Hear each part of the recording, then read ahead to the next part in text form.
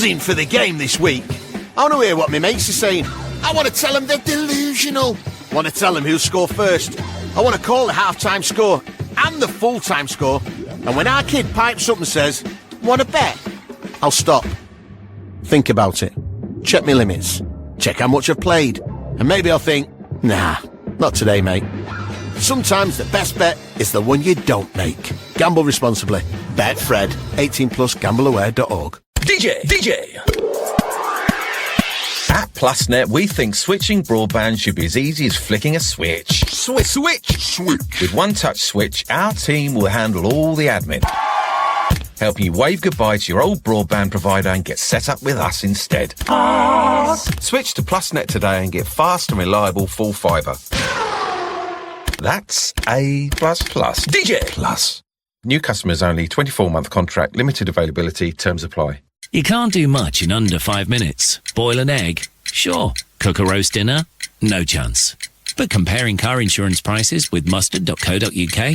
Easy. See what you could save in just a few minutes. Click mustard.co.uk. Authorised and regulated by the Financial Conduct Authority. See website for details.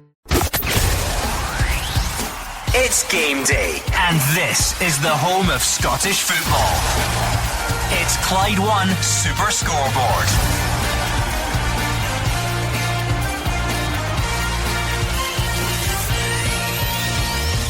Good afternoon and welcome to Clyde One Super Scoreboard on another big weekend across Scottish football. Dundee United, St Mirren, Livingston, Motherwell and Falkirk Dundee is your Saturday afternoon offering in the Scottish Premiership. Danny Roll's first league game in charge of Rangers sees Kilmarnock come to Ibrox tomorrow on the back of European disappointment. And there's a top of the table clash in the capital, with Celtic counting the cost of injuries picked up in Europe on Thursday. I'm Gordon Duncan, and joining me today you have Gordon Dalziel, Cammy Bell and Hugh Keevins. The old coefficient table took a big hit in midweek. Rangers and Aberdeen were rubbish. They're bottom of the Europa League and Conference League tables. Not a point between them. Celtic won and lost against Sturm Graz, a 2-1 victory, a 3-player loss. And that's ahead of the game against the champions-elect at Tynecastle tomorrow. Today, all about targets. Dundee United can go top 6 if they beat St Mirren. Motherwell need to be careful at Libby. If they lose there and Aberdeen win tomorrow, Motherwell bottom of the Premiership table. And Falkirk can go top 6 if they beat Dundee. This is what Saturdays are for, Daz. Never a dull moment, Hugh. You got to say Thursday night for two teams especially were very, very disappointing, but it's all about the league campaign this weekend. Excitement. You're talking about games there. You even look at, as you mentioned, Falkirk Dundee sitting the same points. What a big boost that would be for one of those to get 3 points. Livingston, Motherwell need to get back to winning ways. Livingston rooted at the bottom of the league. Dundee United, St Mirren, and then we'll all be looking forward to tomorrow. Yeah, some big games today. Dundee United, St Mirren's probably the one that I look at and think, yeah, that should be a really good game. And then tomorrow again, there's a few blockbusters in there for me. The Hearts Celtic game is very, very exciting, and Rangers certainly need to get their league campaign back on track. Strap yourselves in. Scottish football rarely disappoints in the drama and excitement stakes, and I'm sure we've got plenty more throughout the afternoon and certainly across the weekend as well. So you can stay in touch all afternoon at Clyde SSB, and of course it's a Saturday, it's Clyde One Super Scoreboard. I will give you the nod when it's time to get your opinions in on the phone lines a bit later on, but let's let the action speak for itself. First of all, we'll go round the grounds then of our 3 featured Premiership matches. Let's start at Dundee United against St Mirren, watched by Roger Hanna. Yeah, looking forward to it, Gordon. United 4th in the table after that point at Ibrox last Saturday when Stevie Smith was in charge of Rangers. The Buddies, they fell to 7th, that last gasp home defeat to Aberdeen. Marko Lazic scoring the dramatic winner deep into stoppage time. They won here, the Buddies, after the top 6 split last May, but they lost 4 other games against United last season without scoring a goal, and they're here without the suspended Jayden Richardson sent off against his old club 7 days ago. And in 7 days' time, of course, Gordon, they'll be playing your Motherwell favourites in a Premier Sports Cup semi-final at Hampden. So players in this St Mirren lineup today definitely chasing places at Hampden. United make 3 changes from Ibrox. Out drop Eskison, Fata and Dolchik to joint top goal scorer in the Premiership this season. All to the bench. In come Jovu, Kamara and Mola. That looks as if they're reverting to the back 3 they normally play in home games here at Tannadice. So it's Yevgeny Kusharenko in goal, Yuri Jovu, Bert Esselink and Christian Kereses at the back. Lucas Stevenson, Vico Seville, Panuch Kamara, Craig Sibbald and Will Ferry in midfield with Zach Sapsford and Nikolai Mola up top in the bench. Richards, Trapanovsky, Eskison, Fata, Dolchik, Namo, Sturton, Beattie and Claire Harding. 2 changes for St Mirren, one of course enforced, and it's Conor McMenamin, an attacking change who comes in at right wing back for the suspended Richardson, and Jonah Ayunga comes in and preferred to Michael Mandron up top. Both those players scoring here in that 2-0 win back in May. So it's Shamal George in goal. It's a back 3 again. Marcus Fraser, Alec Gogic and Miguel Freckleton. Across the middle, Conor McMenamin, Killian Phillips, Keanu Bacchus, Mark O'Hara and Declan John. And up top it's Jonah Ayunga with Dan Ndundaloo. The subs, Mullen, Tanzer and King, Donnelly, Taylor and Idowu, Dykesteel, Calvin and Mandron. The ref is John Beaton. The VAR is Gavin Duncan. And I've just spoken to a special guest. Archie Knox played for both these teams back in the day, including an appearance in a Scottish Cup final for Dundee United against Celtic at Hampden. He tells me, Gordon, 52 seasons ago. He tried to really enjoy his day at Tannadice today. Absolutely, that is a standout fixture for sure. You look at the league table, Roger Hanna, with there being just the 1 point between these sides, it kind of feels like the table's not really settled down for anyone. You look at the sort of fine margins, and I suppose Dundee United and St Mirren would be perfectly in that bracket, that they'll be satisfied, they'll be happy enough with their start to the season, but know that 1 or 2 results either way could make all the difference in the coming weeks. Listen, I know what you mean, but to listen to the 2 managers yesterday, Gordon, at their pre-match press conferences, I'm not sure either is particularly happy. Jim Goodwin really annoyed at this propensity United have for falling behind in games. You know, last week at Ibrox they fell behind, they came back to lead and eventually took a point, but the last 3 games they've lost the first goal, and I think that probably explains why they've gone back to a back 3. They do look slightly more compact today, so I think he'll be looking to withstand any pressure from St Mirren. Stephen Robinson not happy last week, not happy with some of the refereeing decisions in the defeat to Aberdeen, and not happy with the defeat. They're into the bottom 6. That's not where St Mirren see themselves. They see themselves now as a top 6 team. They see themselves as a side that should be getting to Hampden for semi-finals like the one against Motherwell next week, and he won't want to go into that Motherwell game off the back of a bad result here at Tannadice, Gordon. Yeah, and I suppose Dundee United, the scenes, if you like, the fans celebrating at Ibrox, Roger, they won't forget that in a hurry. This becomes more of what would normally be considered a bread and butter test. I've had a couple of disappointments in recent times on home soil. Well, listen, that's the thing, you know, dropping points at home to Livy, things like that. There's no point going to Ibrox and picking up a well-deserved point, Gordon, to then spoil it by losing at home to St Mirren 7 days later. So I think that's the sort of message Jim Goodwin will be drilling into the players today. He's made changes in every department. Jovu into that back 3. Kamara, who's really impressed at times this season, he is back into the midfield, and Nikolai Mola is up top with Zach Sapp, so that looks like a more conventional 3-5-2. There's no wide attackers, no Dolchik, no Fata, so it looks a sort of compact United side. I'm expecting a good game. I think there'll be goals this afternoon. I'm really looking forward to it. Yep, we're all looking forward to that one for sure. What about Livingston against Motherwell, David Friel? It's looking forward to this one as well, Gordon. It's a cold day here at Livingston, but should be a good game. Start of a massive week for Motherwell. It's obviously going to culminate in next Saturday's League Cup semi-final against St Mirren, but they face Livy and Dundee United in the league before then, and I'm assuming Jens Bertolascu has demanded full focus on those games. Forget Hampden, forget the semi-final. It's all about the league. Motherwell have had plenty of plaudits for their playing style, deservedly so as well. I think at times have been outstanding.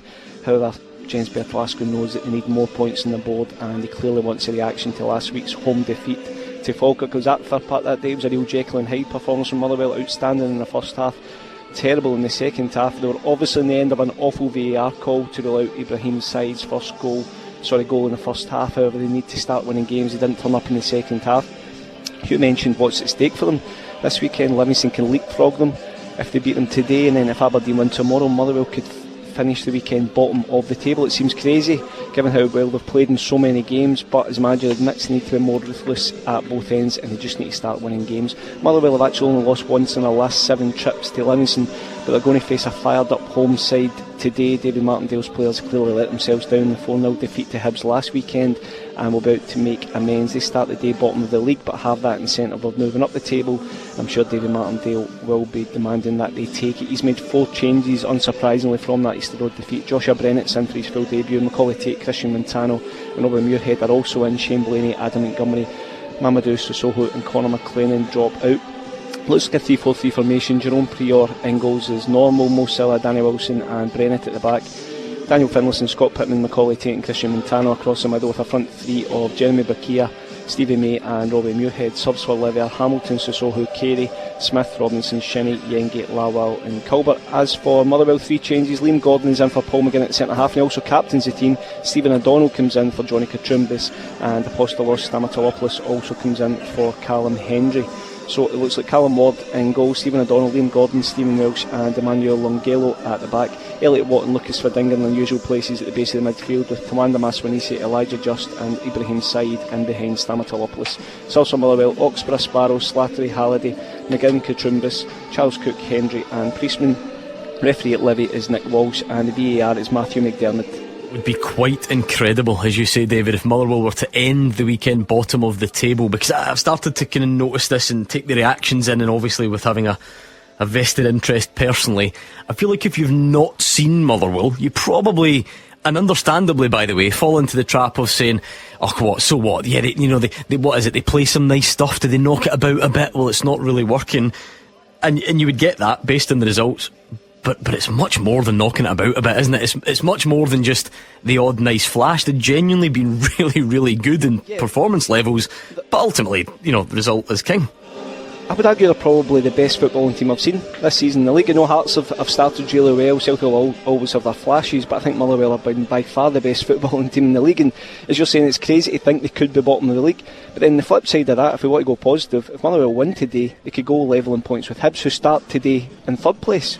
It's a bit of a crazy league. I think out with Celtic and Hearts, there's only the next best is Hibs, who have won 2 games. Dundee United as well, Kilmarnock. So it's so congested, so cluttered in there. However, Motherwell, they can't just keep getting plaudits, Gordon. It has to be a bit more ruthless, as I said, at both ends. Last week against Falkirk, they were so good in that first half. They should have had 3 or 4. John McGlynn even admitted that, but they didn't take their chances. Obviously got a bit of bad luck with the VAR call, and then the second half I just think they fell out they get spooked a little bit. So they need an 80-minute performance, and they've also got some really tough games coming up. I mentioned Dundee United in midweek, then I think they've got Aberdeen away and maybe Kilmarnock away after that as well. So yeah, it's time for Motherwell to start winning games. It is a fair point. As much as we'll keep doing it, maybe we've been hypocrites, because the league table, 5 points between 3rd and 12th. So although it seems great to mention who sits where, 5 points between 3rd and 12th, it really is perhaps not wise to pay so much attention to league placings right now. However, Falkirk against Dundee has a nice look about it as well, and Fraser Wishart is there. It does, as you say, Gordon, nice look about it, because I think both sets of supporters will come here with a spring in their step after last weekend's results. Falkirk come back from a goal down to win at Motherwell, as David Friel was talking about, and Dundee of course will be flying after that 2-0 win against Celtic. I mean, look at the table, so many draws, only Celtic and Hearts have won more than 2 games so far. That emphasises the rewards for going on an unbeaten run, and it's a key to climbing the league table, because if you get 2 or 3 wins in say 4 games, then all of a sudden you can find yourself 3rd rather than near the bottom. Falkirk of course got attacking threat, but they still need their senior players like Brian Graham and Scott Arfield to play their part, as they did last week for Scott Arfield's winning goal. But as they play open football, stopping goals might be the key to their success or not success this season. And today, of course, they're without Lewis Nielsen. He picked up an injury and will be out for a few weeks, I think, and he's a key player in that back four. And added to other centre backs, Carl Donaldson, Tom Lang, who are also injured long term, then they have to reshuffle today. And the Falkirk back four will have to be on their toes, because we know all about Simon Murray, and either side of him, I think, like Cameron Congreve and Joe Wesley, I think they did reputations no harm last week and caused Celtic problems on the television in that first half especially. So Stephen Presley beginning to get some improvement after a sticky start, a win today, and he'll really please the Dundee fans, who perhaps have taken a long time to actually get behind him. But the consistency is a characteristic that he and all clubs are looking for starting today. Don't think there'll be much in this game. I don't think there'll be too many goals either, but it might just be a little bit of magic at either end that wins this game. So an exciting 90 minutes ahead, hopefully. 2 changes for Falkirk from that win for Park. Out goes Lewis Nielsen, as I said, who's injured, and Sam Hart drops to the bench. In come young Connor Allen at centre back and young Philip Lisa, who will play left back. They go with Scott Bain in goals, Keelan Adams, Connor Allen, Liam Henderson and Philip Lisa at the back. Brad Spencer and Dylan Tate are in midfield with Kyrell Wilson, Ethan Williams and Calvin Miller behind the lone striker Ross McKeever. The subs: Nicky Hogarth, Brian Graham, Alfredo Aguiman, Finn Yates, Henry Cartwright, Gary Oliver, Scott Arfield, Sam Hart and Trey Samuel Ogunyusi. For Dundee, they're unchanged surprisingly on the pitch and on the bench as well from that win against Celtic. They go 3-4-3. John McCracken's in goals, Ryan Astley, Clark Robertson and Luke Graham at the back. Across the middle, Dre Wright, Paul Digby, Ethan Hamilton and Imari Samuels, with Cameron Congreve, Simon Murray and Joe Wesley as the strikers. Their subs: Kieran O'Hara, Ethan Ingram, Aaron Donnelly, Emile Aqua, Finlay Robertson, Ashley Hay, Tony Yogani, Jan Danda and Callum Jones. And the referee today is Ross Hardy, and the VAR's Lloyd Wilson. Sometimes, Fraser, when players come into the league and we've not heard of them before, it takes a few weeks for the wider Scottish game to maybe see them and get used to them. Cameron Congreve of Dundee, I wonder if he is starting to catch the eye as a bit of a success story from the summer recruits. Yeah, absolutely. Television can do that for any player. Gordon, I haven't seen Dundee this season, but I'd heard good things about young Congreve. Watched the game last week. Thought he's got something. Very, very direct. I know he's on loan, I think from Burnley, but all of a sudden they might see bigger Scottish clubs saying, all right, we'll keep an eye on him as well. So that's why these lads come up here. They come up here for a year to just improve their career, to try and find themselves a bigger move. But he was very direct, very pacey, left-footed, but on that right-hand side, he wasn't frightened to go wide. But if you show them the inside, he can cut inside and have a shot. So I think him and Wesley are a good foil for Simon Murray. There's a bit of pace about that attack. There's a bit of urgency. I think they work really hard as well, with Simon Murray, of course, leading that line. But yeah, looking forward to seeing young Congreve today. It's going to be interesting to see how he copes this artificial pitch. I think it's Swansea he's on loan from, but that'll be Fraser Wishart's first mistake in about 10 years, so it's fine. I'll let him off the hook. You make 3 every half hour, so we can let him off, can't we? Oh, certainly, yeah. Good, absolutely. Right, let's park that for now, because the scene is set ahead of the 3 o'clock games. 3 good ones to look forward to. However, we always enjoy this part on a Saturday. We'll look at some of the week's biggest talking points when we return. What's on TV? The answer is a lot. There's never been more choice over what to put on the box, with an abundance of great new shows, but you can miss them all if you don't know where to look. And that's where the Pilot TV podcast comes in, your essential guide to every show that matters. Each week we sift through the very best in prestige TV to help you decide what's worth spending your time on and what isn't. So join me, James Dyer, as well as venerable TV critics Boyd Hilton and Kay Ribeiro, and let us help take the stress out of your downtime. The Pilot TV podcast, because you can't watch everything. Scottish football's league leader. This is Clyde One Super Scoreboard. 3 big Premiership games today in the top flight, loads to look forward to, and of course tomorrow. What a fixture card tomorrow, as those who played in Europe catch up on their Sunday fixture. And speaking of which, we tend to reflect on the week's biggest talking points at this stage on a Saturday, and I make it 5 days in charge for Danny Rule. Roger Hanna, where is he after 5 days?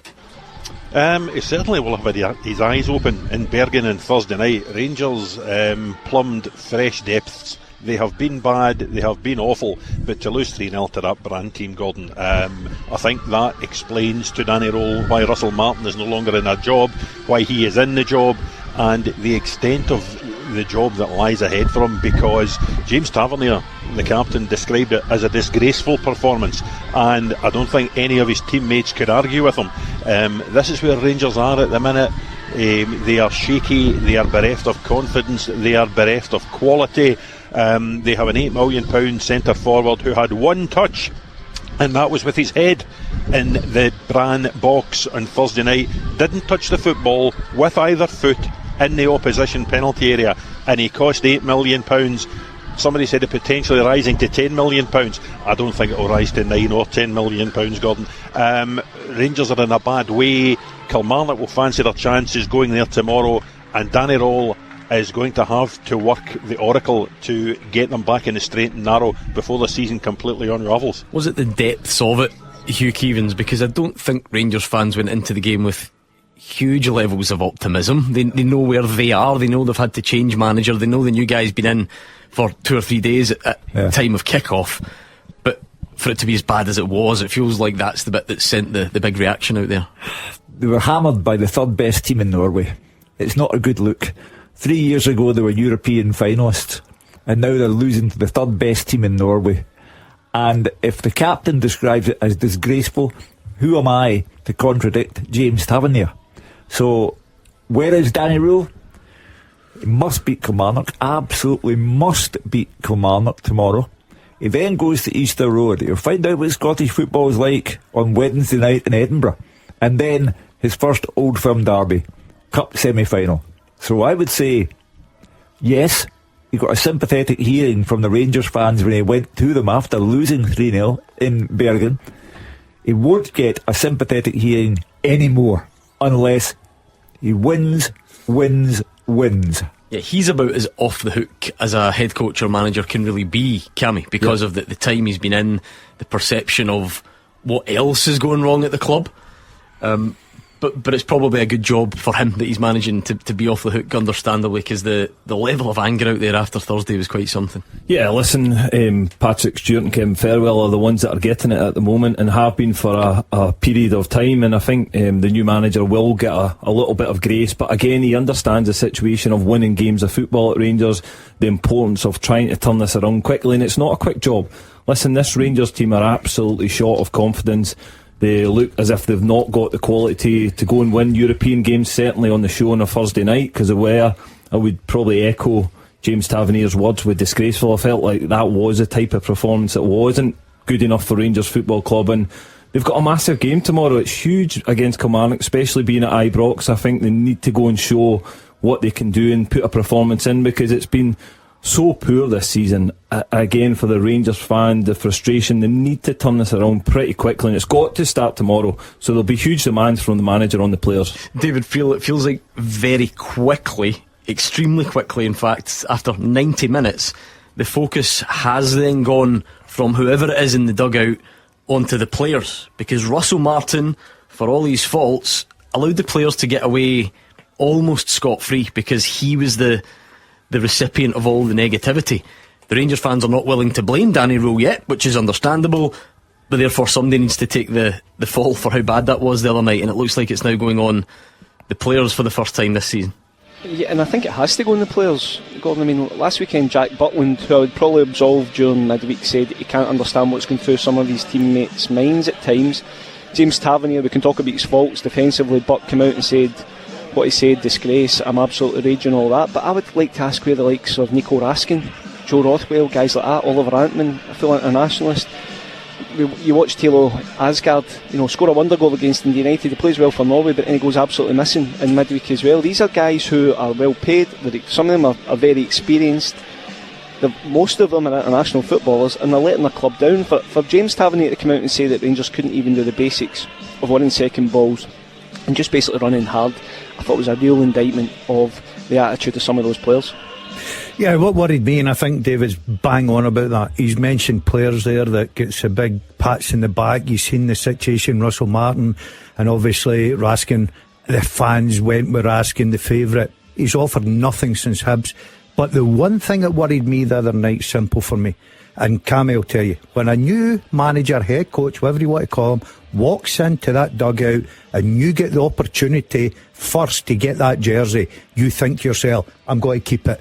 I'm going to do I'm going to show this manager I'll run through a brick wall for him. They were dreadful. They're a shambles from top to bottom. They're an absolute shambles. And people keep telling me, a new manager will come in and he'll tweak one or two things, get a tune out of them. They're no heart, they're no desire. The signings have been woeful for me.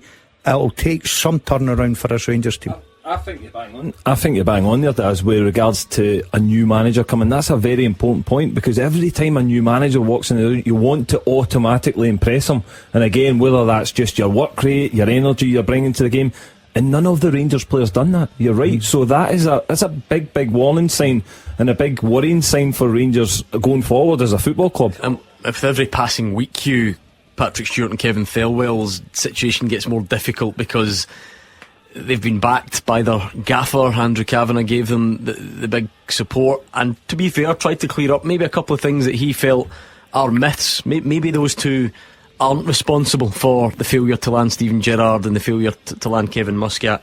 but particularly for Kevin Thelwell, particularly on recruitment, if those players don't pick up very soon, he's going to keep getting it. I've never known a time when the people in charge at Rangers and Celtic have been under such open pressure.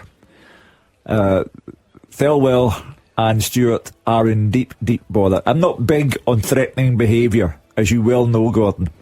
They are coming under threatening behaviour in public places, and it's a very serious situation, and the Rangers fans need to calm down.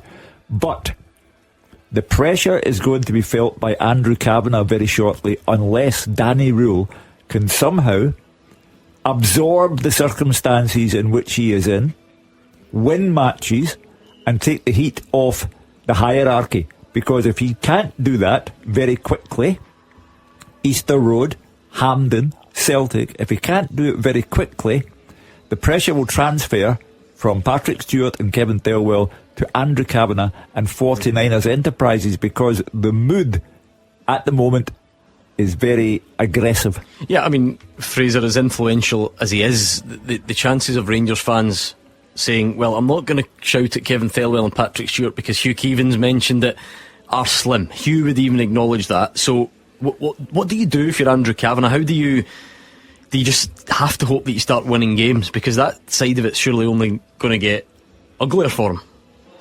Well, Andrew Kavanagh can't do anything about it at all, because he's no control over what happens on the field of play during that 90 minutes. Danny Rule now has a say in it, and the players themselves have a say in it as well. I'm with you. I think that, of course, football's different. They're so passionate at every single club, but it's just beginning to step over a line, I think, shouting ball and criticising whatever else. But some of the stuff now is getting a wee bit too far for me. I mentioned that when I'm sitting at Falkirk, when it happened at Falkirk a couple of weeks ago. Russell Martin had to leave out the back door. But when you're looking at the team, and I was at the Rangers game last week for the show, and for an hour they were brilliant, really, really good. And then Dundee United started getting closer to them, became a bit more physical. They lost a couple of goals, heads go down straight away. And you guys before me have been talking about individual players. You've mentioned almost every single player. So it's a unique situation for me. Usually there's 3 or 4 players that maybe can hold it together, but I think from top to bottom, none of the players just now are playing with any real confidence. It's really short, and playing at Ibrox or playing in front of Rangers away crowd is a difficult place to play when you're not playing well as well. So it's really difficult to put a finger on it, and it sounds really glib and just simple. They've just got to win games. And they've got to win a game tomorrow against Kilmarnock. And Kilmarnock will come and they'll sit in and they'll be physical and they'll make it difficult for Rangers as well. And Kilmarnock will quite fancy the chances of getting something from that game. So it's a really tough situation for everybody at Rangers. But until the transfer window opens, it's down to the current players and the manager. And see, Tavernier's comments were interesting. Jack Butland, that was in the media conference last week, he verged on saying similar things as well. So hopefully that's been said in the dressing room as well, because sometimes, a fight in the dressing room or an argument in the dressing room, words being said, that can actually help things improve. But at the moment, I don't think Rangers fans are into any game with any real 100% hope of winning. How do you think that does go down in the dressing room, Cammy? And I think I was going to say understandable, probably inevitable. Rangers fans listen to those comments and think, wonder who he's talking about. I wonder who in particular of his teammates is annoying James Tavernier. Now, we had loads of the counter arguments last night. He's one to talk. Look at his positioning for the first goal, which is fine, but it sort of feels like separate things.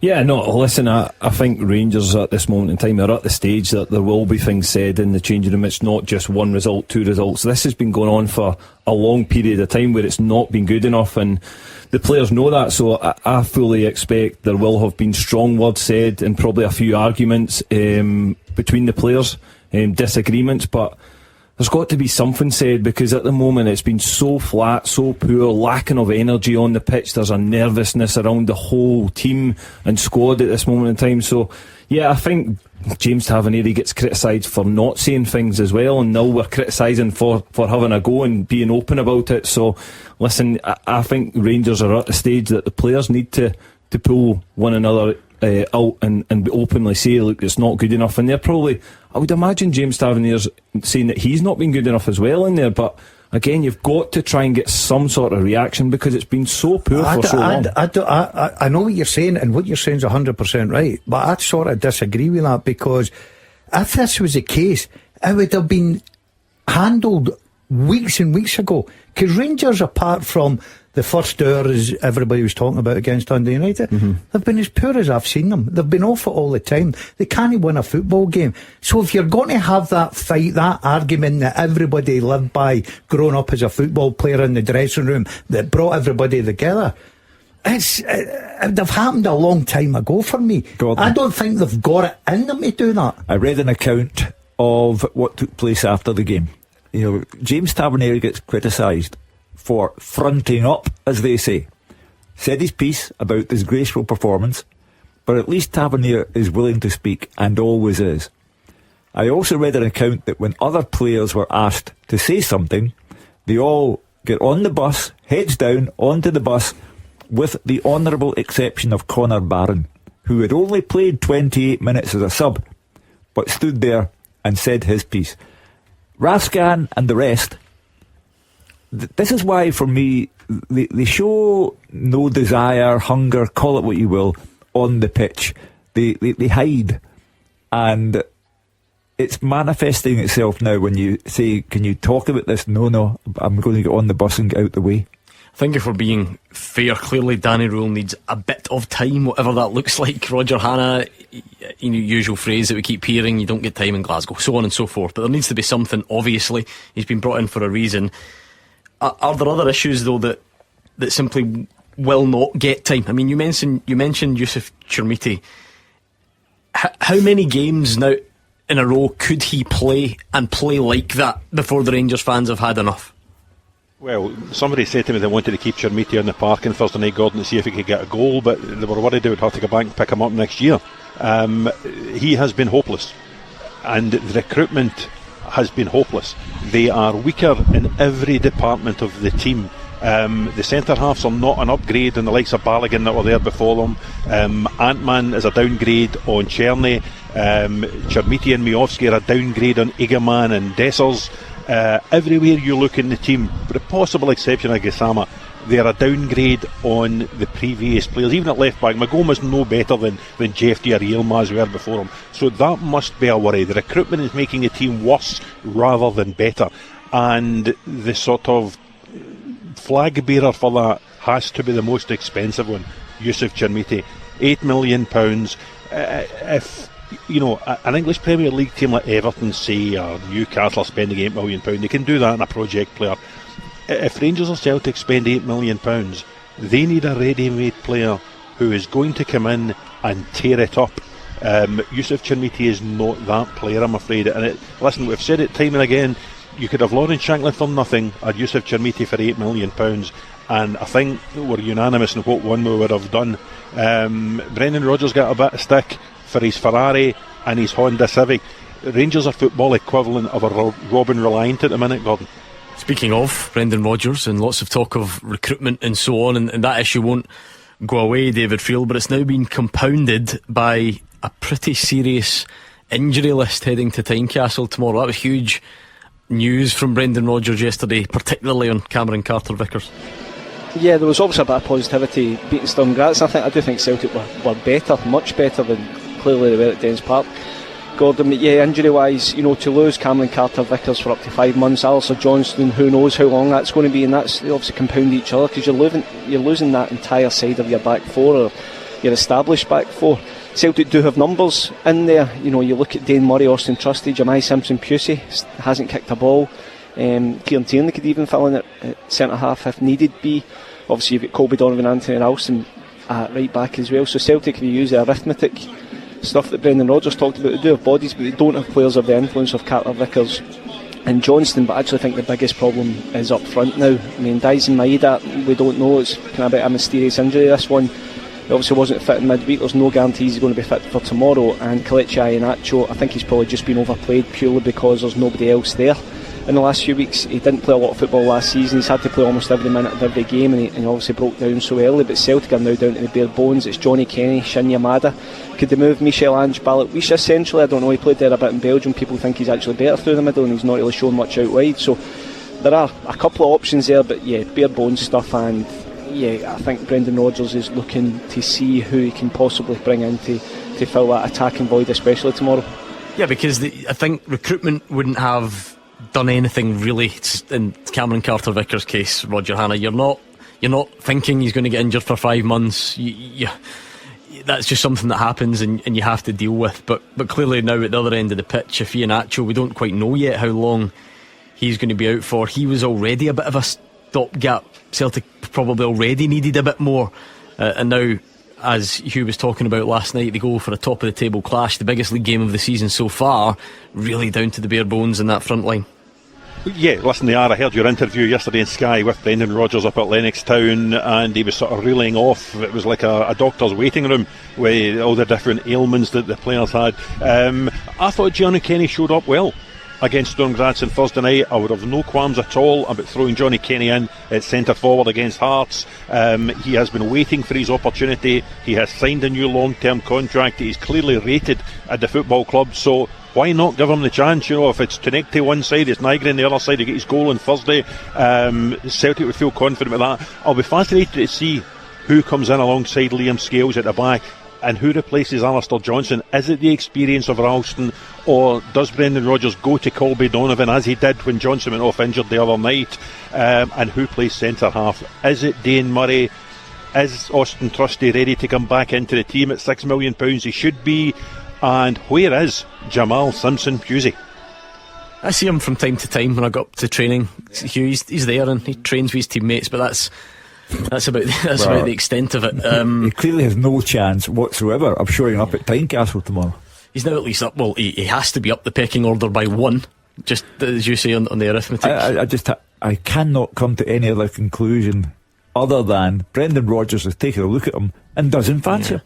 Yeah, you'd have to think so. Gordon, the reaction to Cameron Carter-Vickers has been interesting because I've actually seen quite a lot of Celtic fans pointing out that he's been miles off it this season. He's not been as influential as he usually is, but he's still Cameron Carter-Vickers, and to be without that for 5 months, it's all right polishing it and saying, well, because of course we all have to be open to the possibility maybe Dane Murray does come in. Maybe this is the making of Dane Murray. You'd still rather be able to choose between Cameron Carter-Vickers and Dane Murray. Yeah, I think that blows the importance of the game. It's massive. It's 5 months. It's not just tomorrow. Potentially 5 months. But it's importance of the game as well.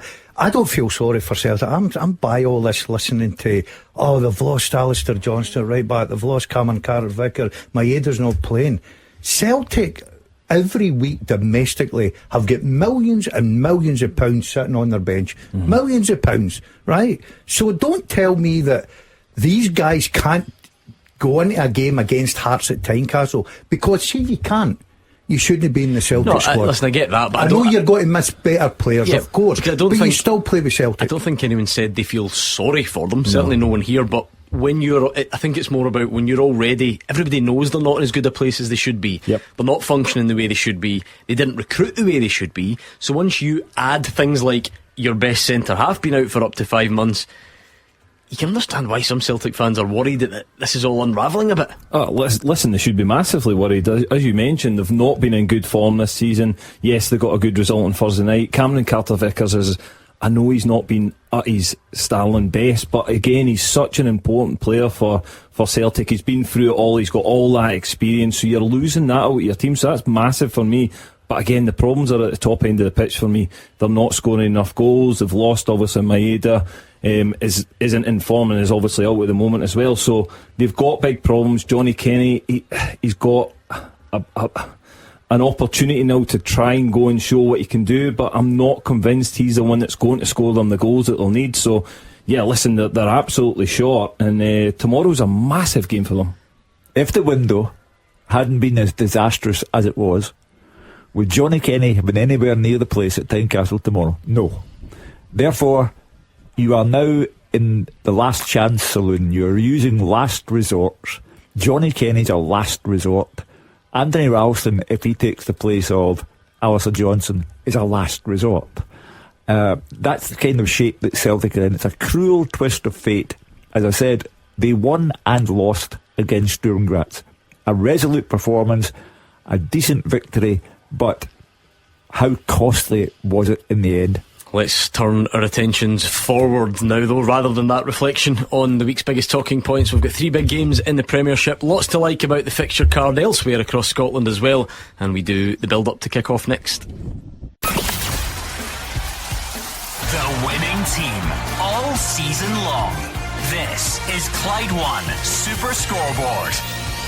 Just over 10 minutes until kick-off in the 3 o'clock games. We've got 3 huge fixtures in the Premiership. It's always a bit of a disrupted start to the season when you get international breaks and League Cup breaks and all the rest of it. But vital 3 points up for grabs today between Dundee United and St Mirren, and maybe a sign, Roger Hannah, of the recent success these two have had, that you said both managers not quite satisfied at certain elements of the season so far.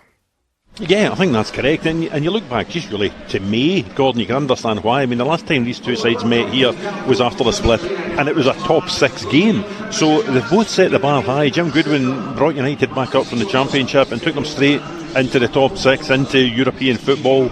So he set a high bar for himself this season. He is in the top 6, but as we say, he's been disappointed, I think, with some of the goals United have lost and some of the poor, slow starts they've made to games. So I'd expect them to try and come out of the blocks quite quickly here this afternoon.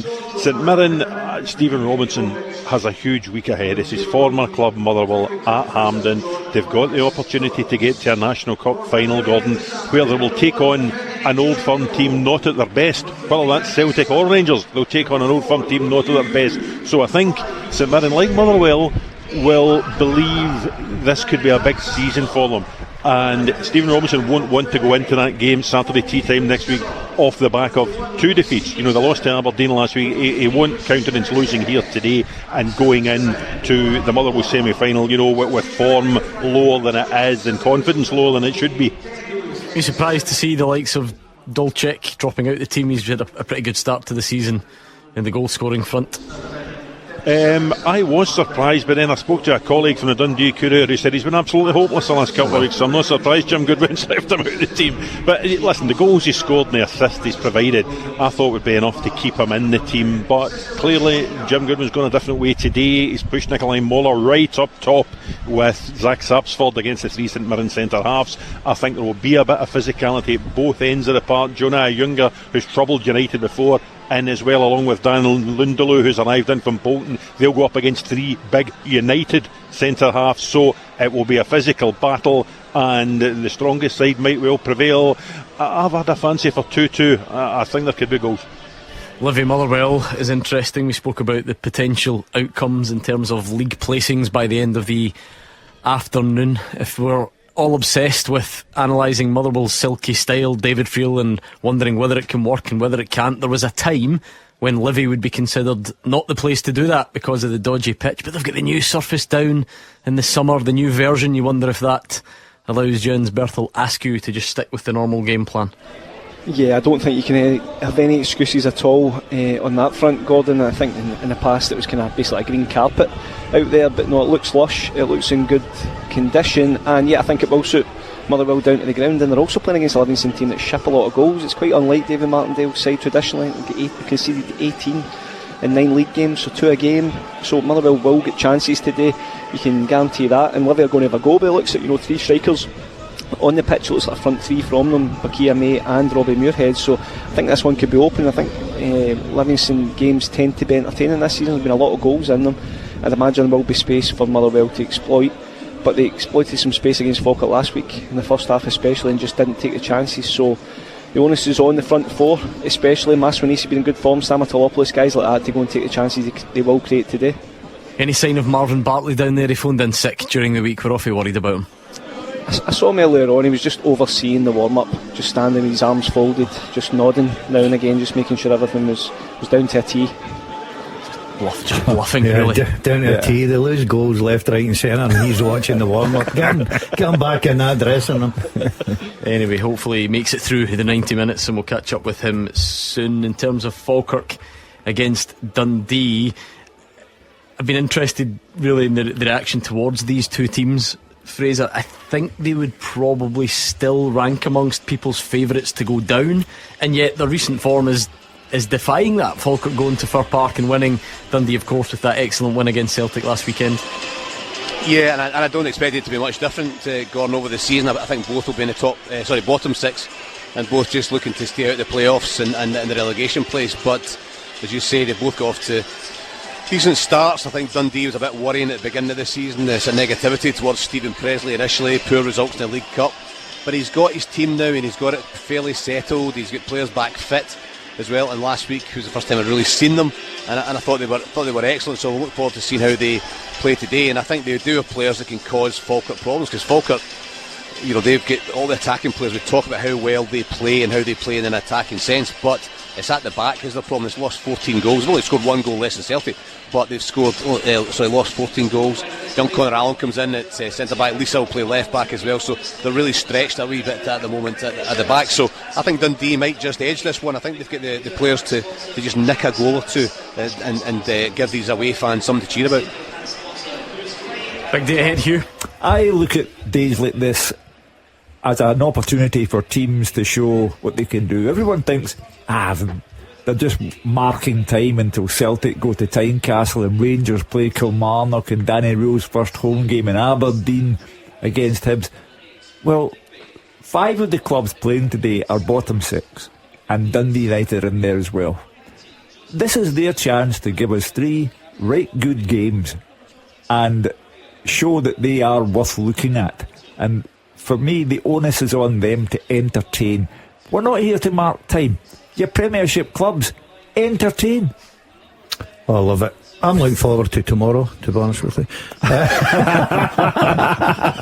No, but I think Hugh's right. Yeah, all the spotlight will be on there. You're looking at those 3 games. We always have to predict them at 3 o'clock. I think they're going to be difficult. I think they'll be tight. I think there'll be goals in them. I think they'll be entertaining. I really do. I think there's some good games and some important games. Livingston, Motherwell, really important. Falkirk and Dundee, sitting in the same points, really important. Good results last week. Dundee United need to get back to winning ways. Terrific result against Rangers. St Mirren struggling a little bit.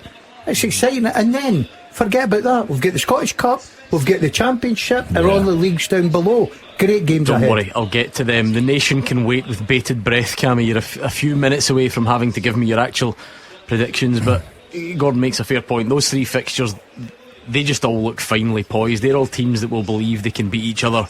It's the old kind of idea that these are the types of games you need to win if you want to achieve X in your season. That applies to all 3 of those fixtures today. It certainly does, and again, you're right. Every team that's got a game today will fancy their chances, whether they're home or away, which makes it exciting that they're very competitive games. We know how tight the league is at this moment in time as well. Dundee United, they're at home. They'll want to go and get onto that 13-point marker, and they'll move them up at this moment in time into 3rd position. So again, there's really exciting. I think the Dundee United St Mirren game will be a cracking game. I really do. I've seen United a couple of times this season, and St Mirren, 2 good teams, 2 very physical. I think Roger mentioned that it would be a physical battle. I think it absolutely will be up there.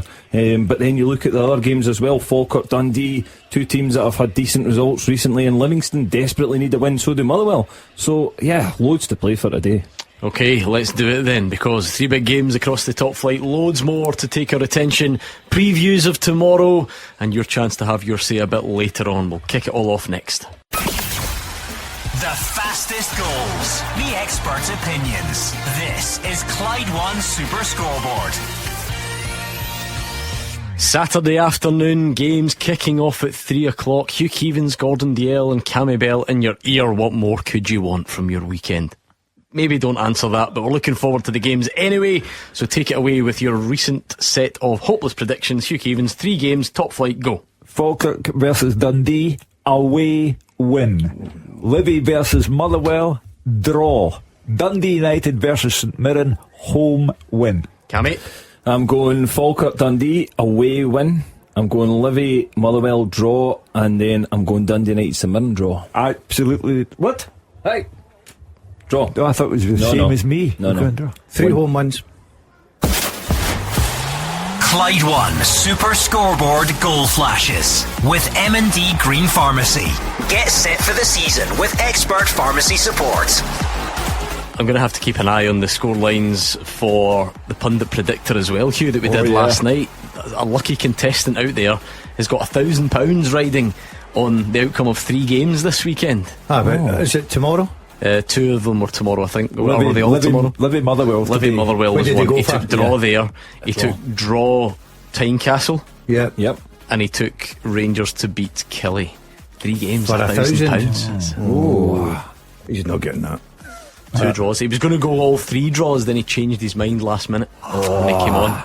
It's like when you're taking a penalty, you should never change your mind and pick your side. Nah, never pick your change side your and mind. go for it anyway. Right, we'll keep you up to speed. Anything that happens, Motherwell have an early corner, a very early corner.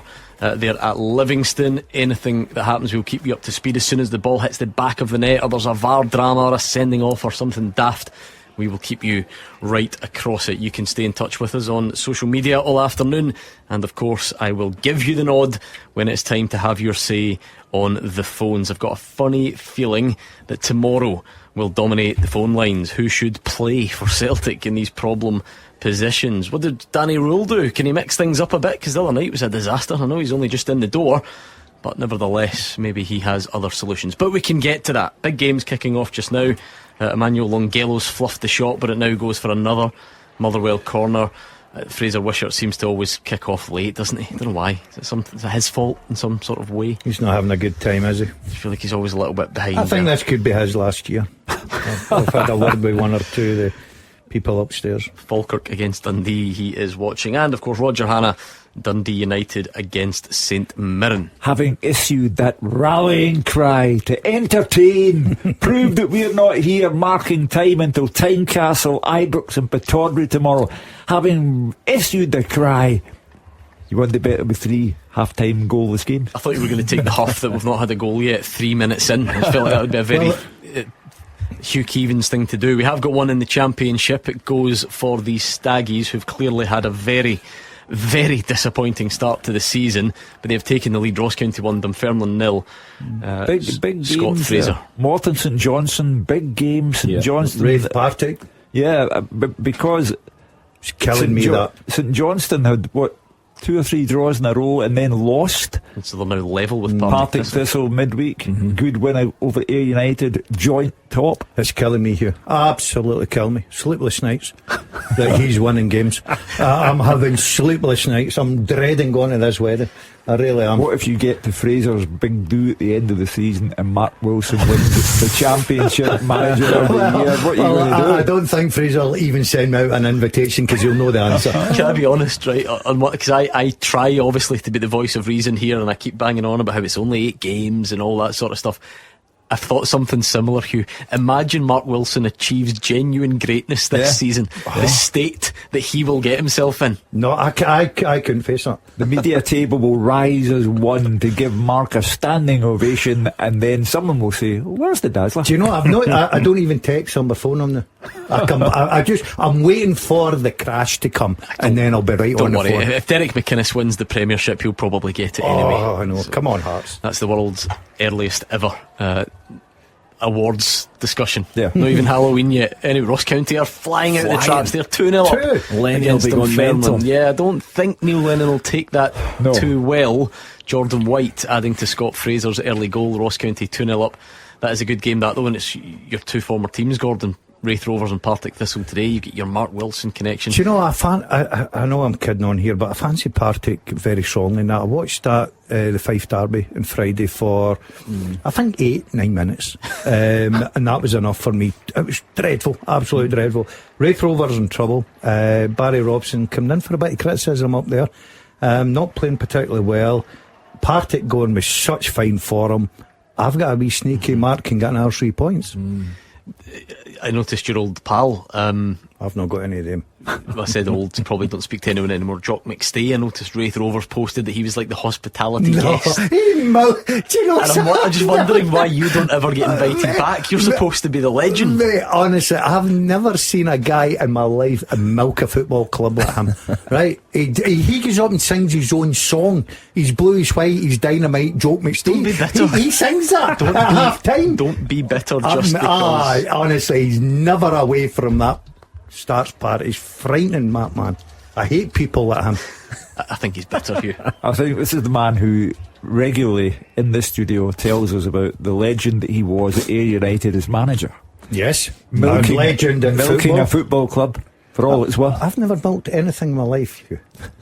Enough. Not with football clubs. I do a lot of freebies. Morton 0, St Johnstone 1. Check Diabate after 5 minutes. So a good start for St Johnstone. Now we'll look and see if Partick They Thistle need a and the result, others don't they? They're can being, I think, response. thrashed at Broth. Actually, see, mentioning Jock McStay reminds me, Roger Hannah raised a really, really good point to me a couple of weeks ago, and I feel like it's something that we need to get to the bottom of. It could send shockwaves genuinely across Scottish football. One of the biggest stories across British football recently, he's been out and he's been retelling it over and over on the podcast circuit, he's got his book out, is Duncan Ferguson. Yeah. And obviously he headbutted your old pal Jock McStay, went to prison and so on.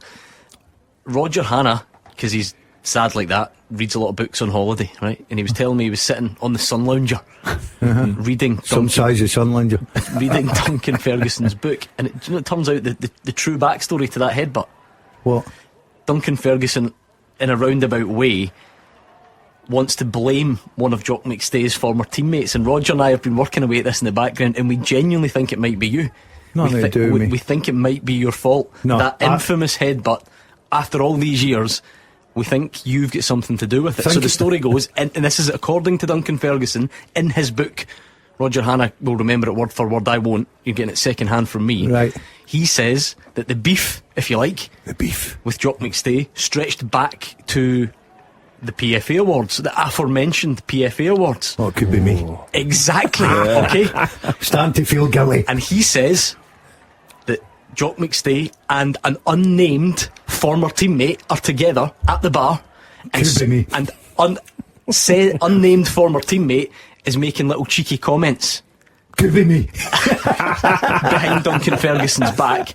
Duncan Ferguson isn't quite aware which one, whether it's Jock McStay or the teammate that's making the comments. Oh, Duncan, it was Jock. Time passes, they meet each other on the pitch, headbutt, Berlini, and all the rest of it. It could have been you. It could have been you. Well, let me tell you now, just in case Dunky's listening, it was nothing to do with me. Right, I wasn't even there. I was sat in my seat through the other end of the table. I remember him as a Wraith Rovers player at the PFA Awards dinner. A total pain in the red rum. Exactly. How remarkable would that be if actually you've made a cheeky comment, Duncan Ferguson thought it was Jock McStay, headbutted him.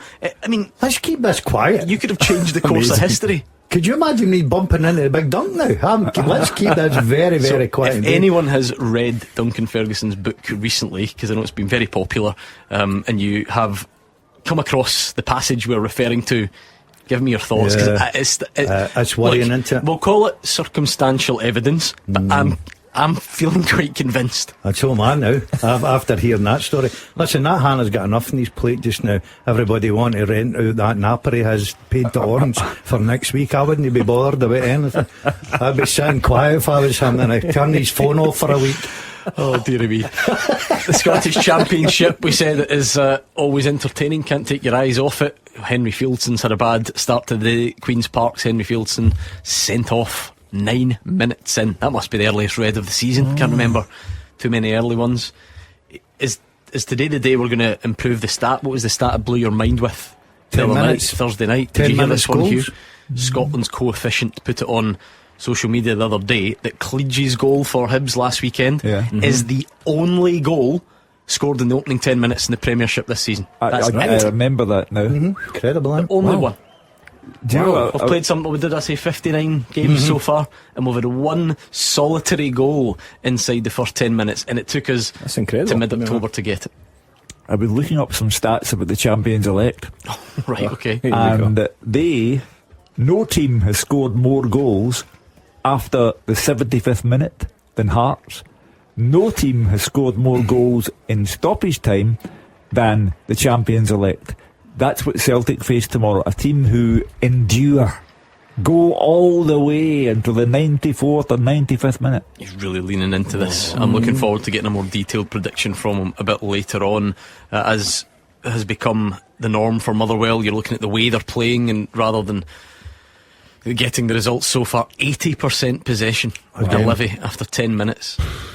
But the big problem is, and I think everybody will give him a pat on the back, but you said it could be incredible in the league. It could be bottom Sunday night. Whilst we wait, and that's us, I think we've hit the 10-minute mark, and yet again, no goals, nothing in the top flight. So let's do this, Hugh, shall we? Okay. Half teaser. With the scottishsun.co.uk/football for the best football news and opinion online.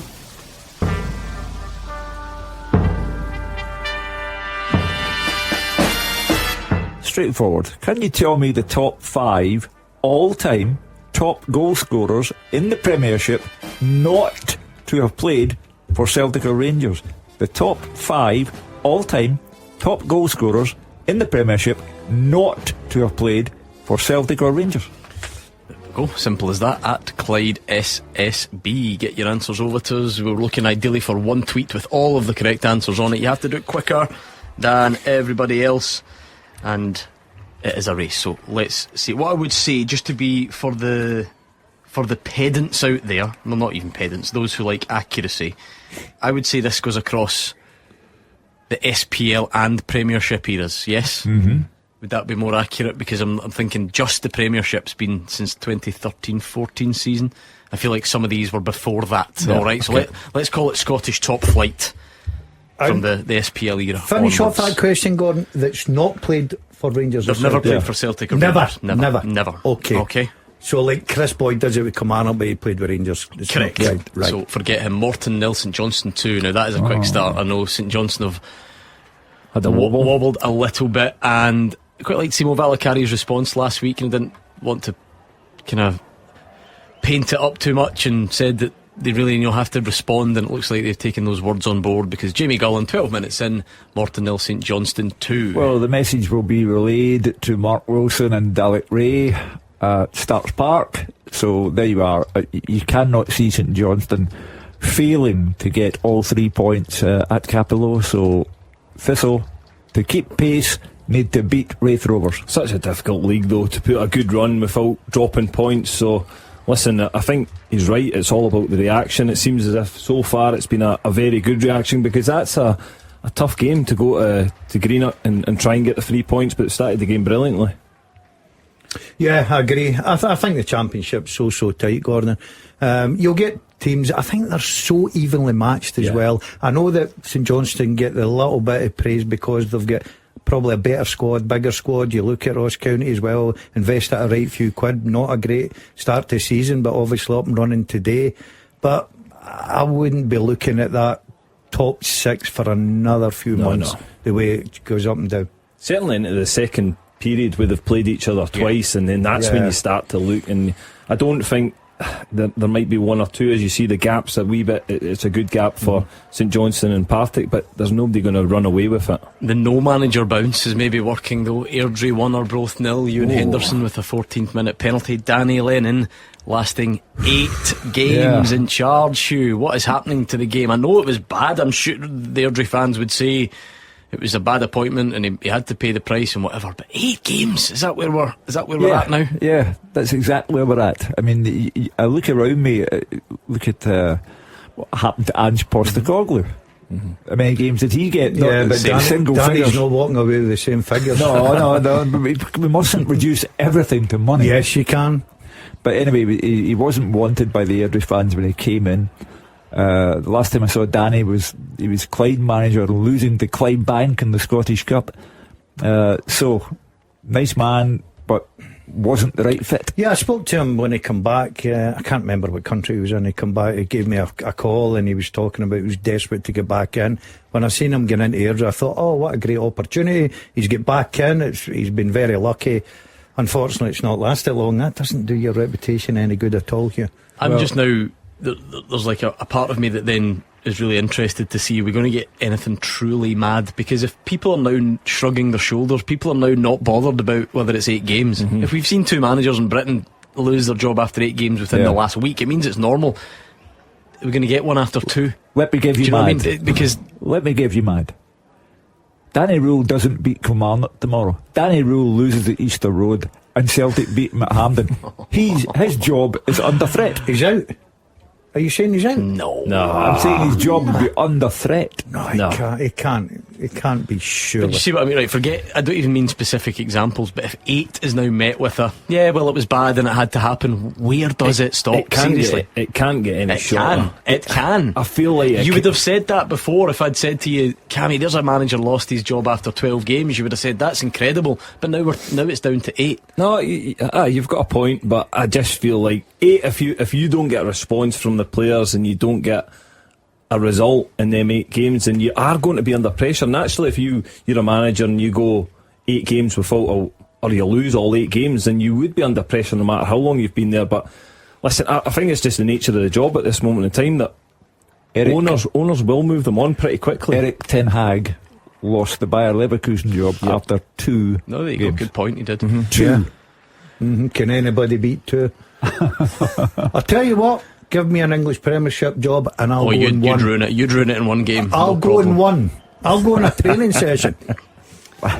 Bit of a scrappy start for Fraser Wishart. Nothing happening. Falkirk Dundee. Livy are chasing shadows a bit at home, but no clear chances for Motherwell. Stamatolopoulos fired wide after Lungello's low ball in from the left. Lucas Stevenson's been down getting lengthy treatment. He took a high boot in the face from Mark O'Hara, but no goals yet. Forget the first 10 minutes. We're on about the 17th now and nothing It's in my the fault. top flight. My fault. I cursed it all. I asked for entertainment and they responded by being rotten. To be fair, we did also say that these teams are all quite evenly matched. These all do look like tight fixtures, and we'll give it time. We'll give them time to see their way through it. David Friel is adamant there will be goals at Livingston, so that's that one killed for the rest of the afternoon. Yeah. Fraser Wishart blaming the conditions. Strong swirling wind in Falkirk. But is that not Falkirk footballing side? They don't bother about a strong wind. No. They get the ball down and play. So I think it's Fraser, the big question, is it Long John season for our reporters out at the grounds yet? I'm feeling like today could be the day. Yeah. Could be the first. Listen, I've been that soldier. I've been in the trenches, and so have you, Hugh, in years gone by. It's so uncomfortable. The heated. It's not the coal mines, for goodness sake. It's terrible. Getting paid to go and watch football games. No, it's terrible. Cammy, you're right. I've got one of those. They're amazing, eh? They're great. But the worst it is, Game changer. you go too early and the battery's down. Gilet. 20 to 4 or something. Got one of these.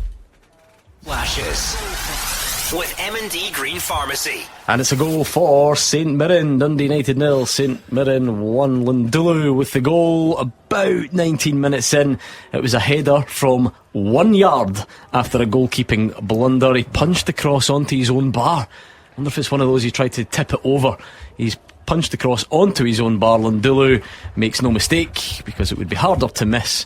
It fell very kindly for him, and it is a good start for St Mirren. Not such a good start for Dundee United. Well, after Dundee United's second half performance at Ibrox, which was mightily impressive, and brought 2 goals, almost a third, but for Jack Butland, that's a surprise to me that they've gone behind at home. From 1 yard. 1 yard. Well, listen, it might be 2. We'll let We'll him off split hairs in this. I think the art of goalkeeping has gone. I really do. I don't think goalkeepers catch the ball anymore. I think everything's punched to the side. You've not even seen it. I don't care. Exactly. It'll probably be a goalkeeping mistake. No, I think it is, but the notion that he could have caught it. Yeah, that's it. You try and tip it over the bar sometimes, generally Cammy Bell. now. Yeah. And I keep asking the question. I've asked it for years and nobody's had the strength to answer me. Why if the ball goes up into the corner, do you go with your other arm, stretch with your other arm? Why?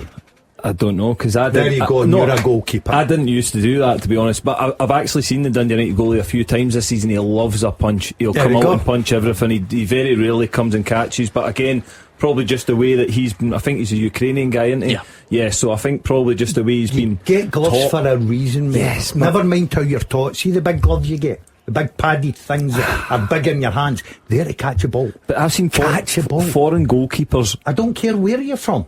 They get trained not to catch the ball. Culturally, it is different, not to catch the ball. So again, they're getting trained not to catch the ball, clear it and clear the danger and all that sort of stuff. Come on then, argue.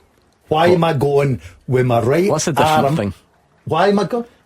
Catch yourself on you. This is radio, it doesn't work. You two acting out saves in the studio. He pulls his left arm in, but there you go. Look, it's incredible how goalkeepers do that nowadays. Okay, well, I don't think it's just a modern phenomenon. I think goalies have been going with the so-called wrong arm for a long time. Haven't.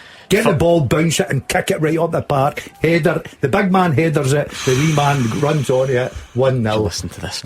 Stevie Mays had Livy's first sniff, 20 yards, fires wide, Motherwell dominating the game but not really creating much as of yet. So we'll see if we do eventually get another goal in the top flight. It is St Mirren with the only one so far. Don't forget your teaser is up and running as well if you want to throw some answers in at Clyde SSB. We would love to have them. It is a race, so you have to get on quicker than everyone else. Remind us of that question, Hugh, whilst we're at it. Tell me the top 5 all-time top goal scorers in both the SPL era and the SPFL era.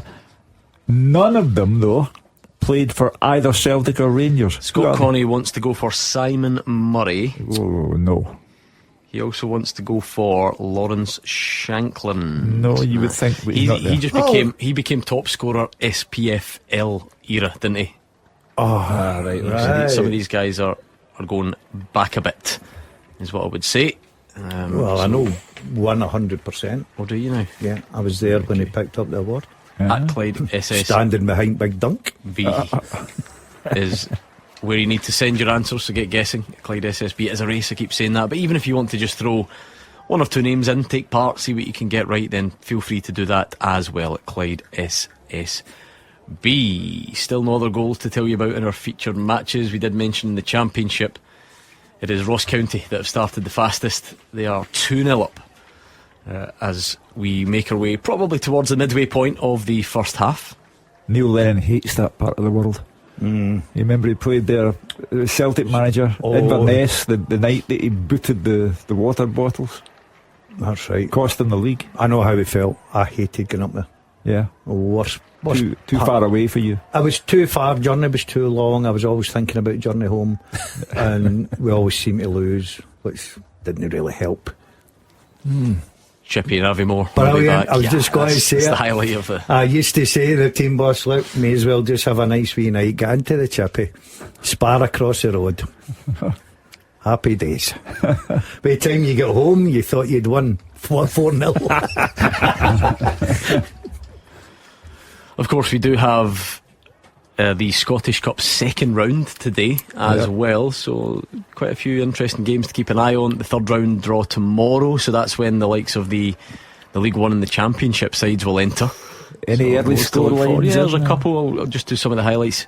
There's a really tasty all League 2 clash, as you know, from Scott Allen last night. So Spartans against East Kilbride. They are first and second in League 2. They then play each other in the league next week as well. East Kilbride are 1-0 up at Spartans, a John Robertson penalty early on in that one. If we're looking at teams from this part of the world, Benburb, so just along the road from Ibrox. Do you know where they are today in round 2 of the Cup? Where? Wick. What a journey. The most northerly draw you could possibly get from Govan to Wick. By a distance. It is. What's the score? It's 0-0. Clydebank playing today? Yeah, East Stirling. At home? At Estadio Clydebank. Home park. I can tell you they're 1-0 down, Shug, I'm afraid. Emotional day, because Clydebank, as I said to Gordon last night on Super Scoreboard, came to the town of Clydebank as ES Clydebank. E for East Stirling, ES for East Stirling. Do you know I played for East Stirling? Really? Yeah. Yeah, he is actually telling the truth on that one. Yeah, I played for East Stirling, Cammy. To be fair, I was a bit 3 stone lighter than you at the time, and I had made my way back in. You know what I mean? Listen, don't worry about it. You'll get that off. You're just back from holiday. It happens to us all. Cammy, would you like an update on your team in the Scottish Cup? Annan, yes. At Clyde, 2-0 up. They're flying now. They've turned the corner. They're flying. I think they're 5 unbeaten. So they'll be in the hat tomorrow, you would imagine. Gretna, how are they playing? They're playing Auchinleck, which will be a. Yeah, Auchinleck 1-0 up at the moment. Don't mention Gretna. We'll keep a wee eye on the second round. Livingston have got a penalty. Stephen O'Donnell giving it away. Bokila is going to take it, so a chance for Livy.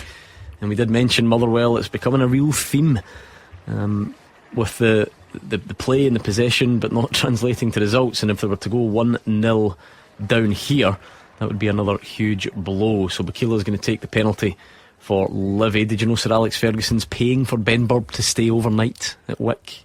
Well, Govan man, he's supporting his Govan team. Goal flashes with M&D Green Pharmacy. Livingston 1, Motherwell 0. That penalty from Bukila. The difference between the sides, we mentioned it earlier on, it's just the same as it always is. Motherwell loads of the ball. Suppose there's only so much you can do about giving a penalty away. It was a high finish. He's an experienced striker, Bukila. It was a high one. Ward went the wrong way anyway, and into the back of the net it goes. Well, the sequence of sorrow is that if Motherwell lose at Livy and Aberdeen win tomorrow, then Motherwell go bottom. But the sequence of sorrow will not come true, because Aberdeen are rotten and Hibs will get a win at Pittodrie tomorrow. Yeah, here's a big question, right? See if that happens. There's still a long way to go. Motherwell play great football. Where do we stand in this? We're delighted with the style of football, but I know it's early and you look at league table, we're not winning games. No. Yeah. As a supporter, where do you stand? Do you look and think, right, our football's brilliant, everybody's patting us in the back, but is it a results-driven business? Got to be a concern, because again, I think what happens is the players will start to lose belief. If you don't win games, you can be playing well, but then you will start to lose confidence and belief in what you're doing. Scottish football doesn't do visionaries. You can try and put forward people. Jimmy Tilleen was a visionary. Nah, but I think it was different. Aberdeen never played like this. Aberdeen were never brilliant to watch. But the question the Dazzler asks, where do we stand? You stand in trouble. If you're bottom of the league, you can't argue with it. The only thing I would say, though, again, I think there's an assumption that they're losing because of the style. Which actually isn't true, right? So you take last week, they just defended poorly in Falkirk. Right, so everyone then got obsessed with the one goal that was gifted at Celtic Park. The goalie tried to play out, they got caught. Fine. I even keep seeing people going back to the first game of the season when they get caught playing out against Rangers. It led to a corner. They then didn't defend the corner. I mean, Yep. So dropping points from winning positions at Tynecastle was because the goalie chucked a couple in. They were winning against Kilmarnock and the goalie chucked one in. Yep. They've now given away a penalty today. So I think it's two separate things. Like, you're bottom of the league, you're doing something wrong, that's fine. But I don't think it's because the style is wrong. Does that make sense? I'm not having a go at the style. I love the style. What I'm saying is, the manager, Hugh, had him, I think, Barcelona manager about 2 weeks ago. Oh, listen, you can't argue with the results, obviously. Right, so it's the results. Goal flashes with M&D Green Pharmacy. Falkirk 0, Dundee 1. Clark Robertson's got a bit of a feeling for the goals these days, and it's another corner from Cameron Congreve as well, front post header. Something Dundee are beginning to enjoy, and they've got the lead at the Falkirk Stadium. Several people may have to say sorry to Stephen Presley. Written off immediately, not wanted.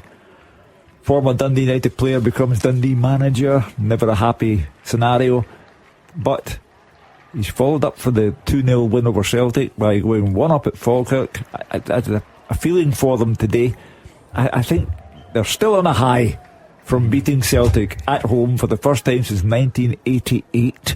And the momentum is with them. They were still on the pitch yesterday, reportedly still celebrating. I've never seen a team that celebrated a win, and quite rightly so, as you say, Hugh. It's been such a long time. They're underdogs. They're fighting for every point. People have written them off to get relegated. There's some people here have got them predicted to get relegated. I think Dundee have got enough in their locker to stay in the league. The biggest result so far in terms of score line is clearly at Capello. Morton Nil, St Johnstone 3. Joshua McPake on 26 minutes. Livy are now on top. They've been buoyed by that penalty and they're starting to press. May has a shot save. Muirhead over on the rebound. We may have been harsh on Stephen O'Donnell. I think it may have been Liam Gordon who gave away that penalty back into the team today as well. So that'll be the other side of it, Cammy. Yep. We've become so obsessed with style where we either praise it or we use it as a stick to beat teams with. You still then need to do your kind of individual roles and jobs, and twice last week Motherwell didn't defend their box and Falkirk scored. Today we've not seen it back obviously, but Liam Gordon gives away a penalty. So but You mentioned it though, it's more individual errors that's costing Motherwell at this moment in time. Penalties, goalkeeping errors, not defending your box, where you can point a finger at a certain individual. So yeah, listen, I don't think the style's harming them at all. I think they could score more goals with the way they're playing and take them opportunities, being a little bit more ruthless, which allows their defence to takes the pressure off. If you're missing 5-6 chances, you start to become nervous because you know the opposition probably will get 1 or 2 chances.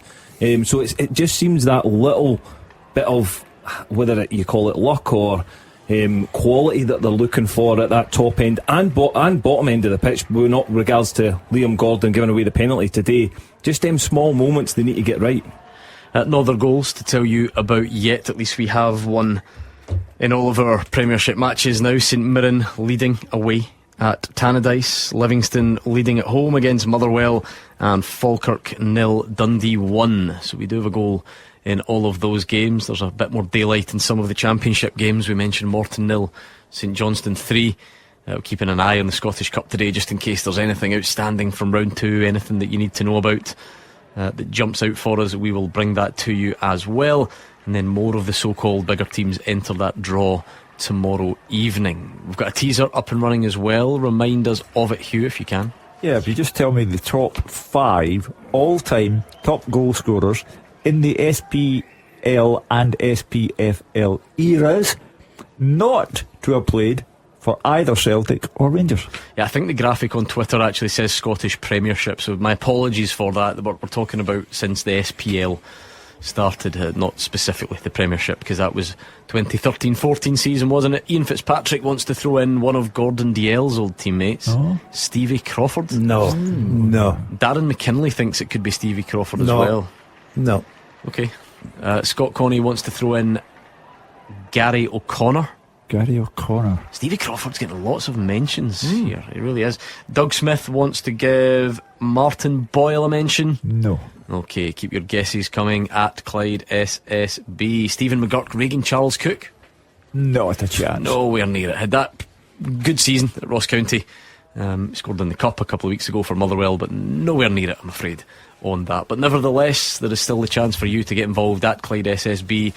And we'll do a Who Am I into the second halves as well. Still just the 1 goal separating all the sides in our Premiership matches. 3 games, 3 1-0s. We're into that last sort of 10-15 minutes or so of the opening 45s to see what type of response we get from either Falkirk, Dundee United or Motherwell.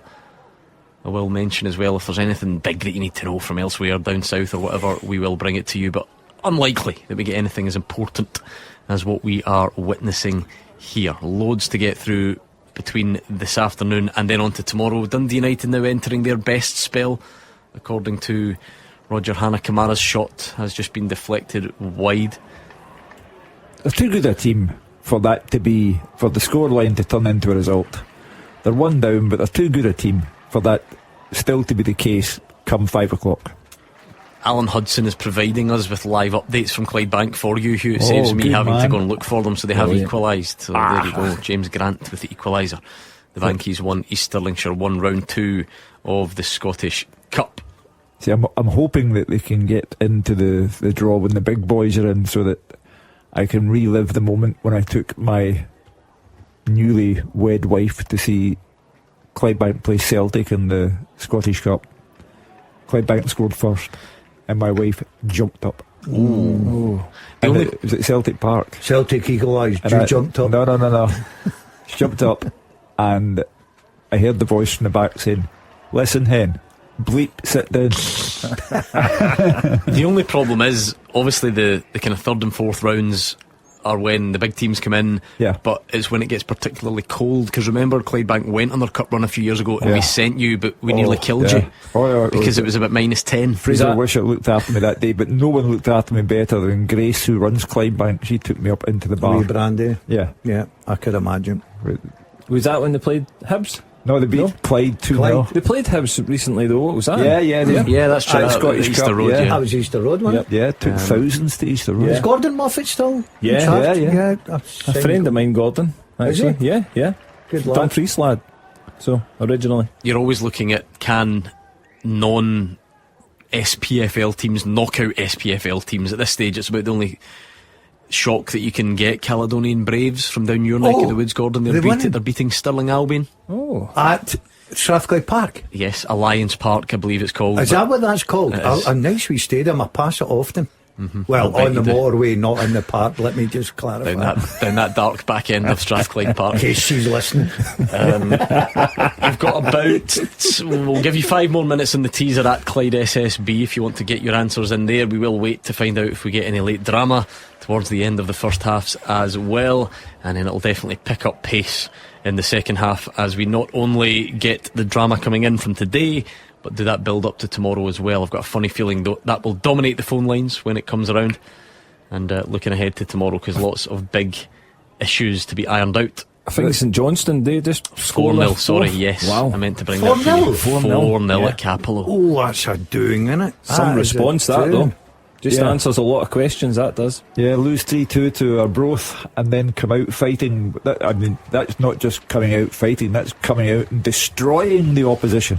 Especially, I think Capello goes down as a difficult venue. Place to go. You wouldn't have been surprised if their run of draws was reinstated today, but you say 4-0 before half time. I think Dougie Emery will have some strong words at half time. The pitch. I loved playing at Capello. Did you? Yeah, I loved it. I really did. It's always a good pitch, actually. The dressing rooms were shocking, but brutal. the pitch was brilliant.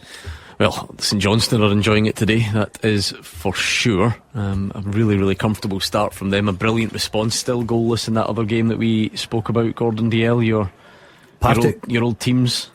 Yeah, listen, Mark's got a habit that they lost a goal against Ayr United midweek and then come out in second half, and apparently they were excellent and got great 3 points. Look, he's got them going very well. He's got them believing themselves. Very tight up there. We don't expect that. He's away from home.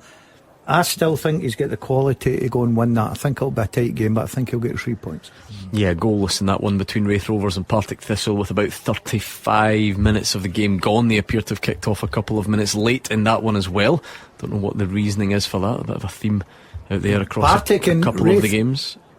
Partick and Wraith kicked off just 3 minutes later, so Mark's probably been up and down the corridors looking at my photos, looking at the Dazzler.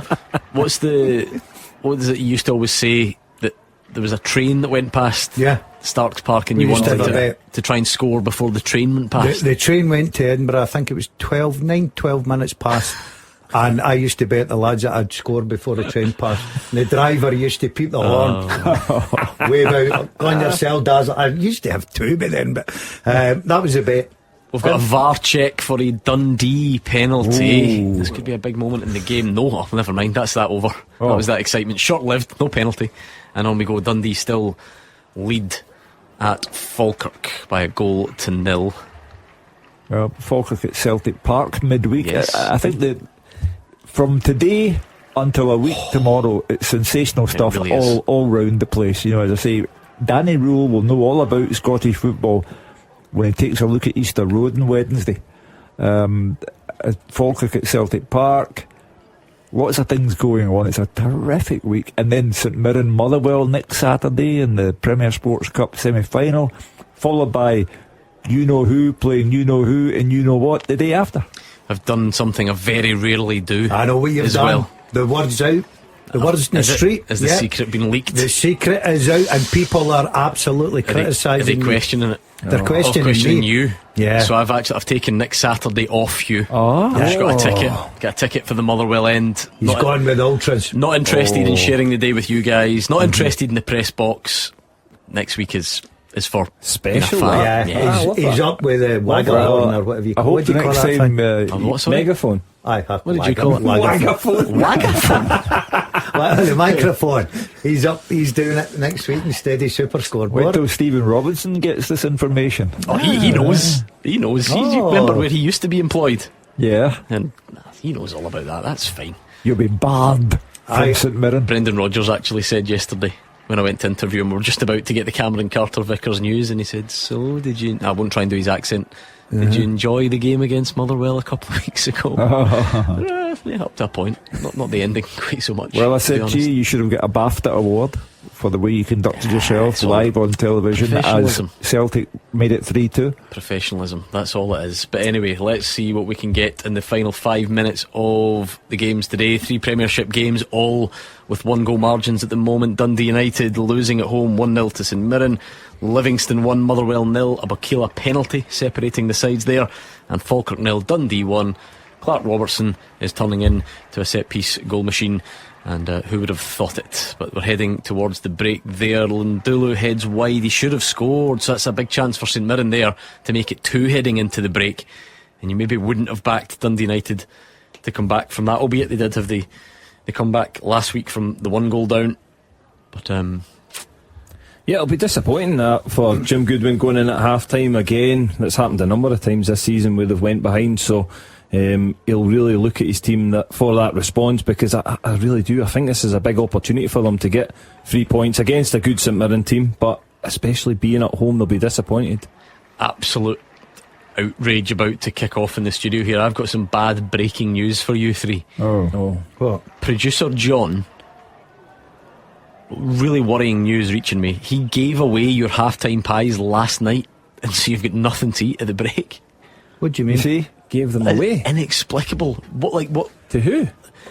I would like to know if the people that had the pies last night have got a bellyache this morning. Let me just say, listen, Dazzler, let us fervently hope that Dundee give Falkirk a right going over this afternoon. What's he thinking? Where is he getting the pies? What is he thinking? Well, we had 2 guests. How many pies have they? And watching the show last night, and one of them did have a pie for some reason. I don't know why, because when people come to watch the show, they don't tend to get a pie, right? But they did. That's outrageous. And he's given the pies away, and now we're going to be starving for the rest of the afternoon. Somebody will help us. What's he thinking? See, what's he thinking? Well, there's your problem. He doesn't think. Honestly. That's the whole problem. Let's just drag his name through the mud while he's not here. Yeah, that's shameful. He's it really is. He's another one. It should go. That is. I've got a shameful. list. Come on, Stephen Presley.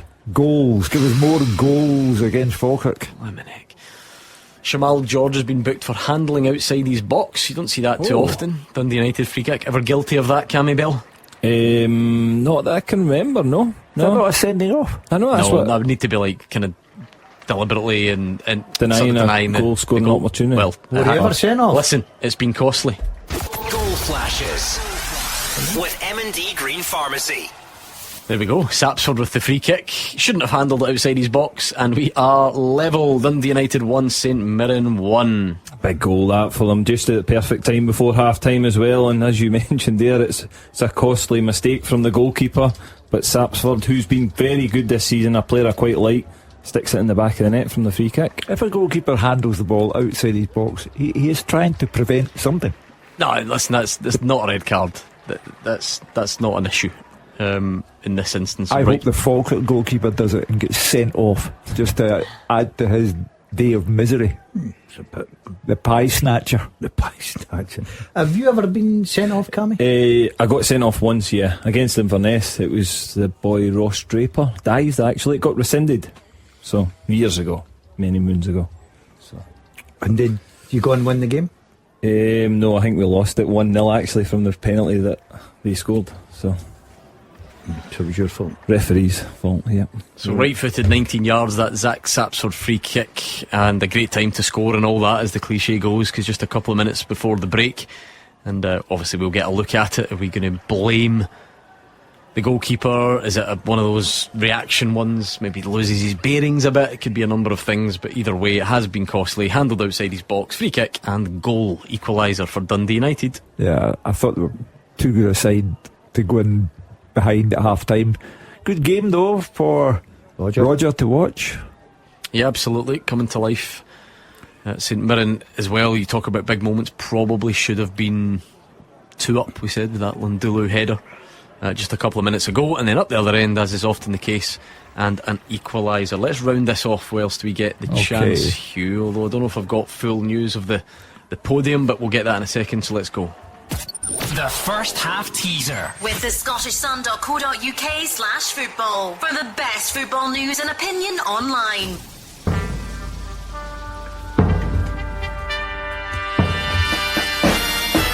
The top 5 all-time top goal scorers in the SPL and SPFL eras not to have played for either Celtic or Rangers are John Sutton, 95 goals at 5 different clubs. Adam Rooney, 85 goals, Aberdeen and Inverness Cali. Billy Mackay, 83 goals, Ross County, Inverness and Dundee United. Michael Higdon, 73 goals, Motherwell, St Mirren and Falkirk. And Colin Nish, 62 goals, Dunfermline, Kilmarnock and Hibs. Well done if you got them right. Thank you for taking part. Regardless, the biggest congratulations goes to the podium. Jim Ban, 96 in third, Micko in second, and David Loughlin was the fastest. Well done to you all. You have the bragging rights for now, and we'll do a Who Am I a bit later on as well. Looking forward to this. Only one name in the second half tends to be a lot easier, so we'll keep an eye out there and see who comes out on top. But well done again to Jim Ban, Micko and David Loughlin. We must be very close to half-time whistles. 1 minute added at Livy, and I think we've probably almost completed that minute as well, so we'll hear from David Friel soon. There's about 10 seconds for things to be altered, and if they're not, Livy will take the lead into the break. Fraser Wishart, we did mention, a couple of minutes behind. He's had a VAR check as well. Roger Hanna had a bit of late drama there with the equaliser just before the half-time whistle. 4 added actually for Roger Hanna's game, so we won't hear from him for a bit. David Friel's done though. Let's get the half-time picture from Livingston Motherwell. It's Livingston 1, Motherwell 0 at half-time. It was almost Livingston 2, Motherwell 0 just a few seconds ago. Kind of late smash in the box. Jeremy Bakila eventually hooked a volley over the bar. Mo Salah also had a shot charged down after Stephen A had an opening, and Livy are in front thanks to Jeremy Bakila's penalty kick, but for some decent goalkeeping, poor finish, and Davy Martindale's side could have had another 1 or 2. Gordon, you would never have guessed that after 15 minutes. We had a really strange game. Motherwell passed Livy off the pitch. For that period, James Bertelascu's side dominated the ball. They had Livingston chasing shadows at times, but barring a half chance for Apostolos Stamatolopoulos, Miller have been really blunt. They created virtually nothing. I think the manager's just looking for that bit of cutting edge, that bit of spark in the final third. For all their good play, they just don't really carry a big enough threat. Livy settled after that opening spell, got to grips with Motherwell, and they just started to be more aggressive, and that led to openings. Stevie May fired wide from 20 yards, and then came a penalty in 26 minutes. Liam Gordon tangled with Bakila. Nick Walsh, he was perfectly positioned, just yards away. He pointed to the spot. Bakila's 36, he's experienced, he took the penalty and kept his composure. Fired high past Callum Ward to give Livingston the lead. Livy pushed for more goals. Stevie made a shot saved by Ward. Robin Muirhead then fired the rebound over the bar. He should have hit the target at least. Motherwell continued to see a lot of the ball, but they began at the break without a single shot on target, and then there was that late flurry at the end for Livingston, but always made it 2-0. So David Martindale will be a very happy manager, but there's so much work to do for James Bertelascu at half-time. Motherwell being really poor. Half-time, Livingston 1, Motherwell 0.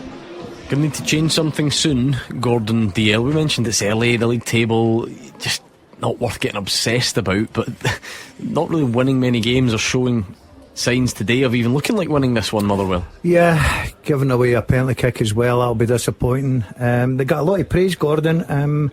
They just need to stick to their guns, hopefully come out in the second half, get back into the game. I've got to say, I know Livingston have been poor form, but I fancied them today for some reason, don't know why, but listen, it's up to Motherwell now to come out and prove me wrong.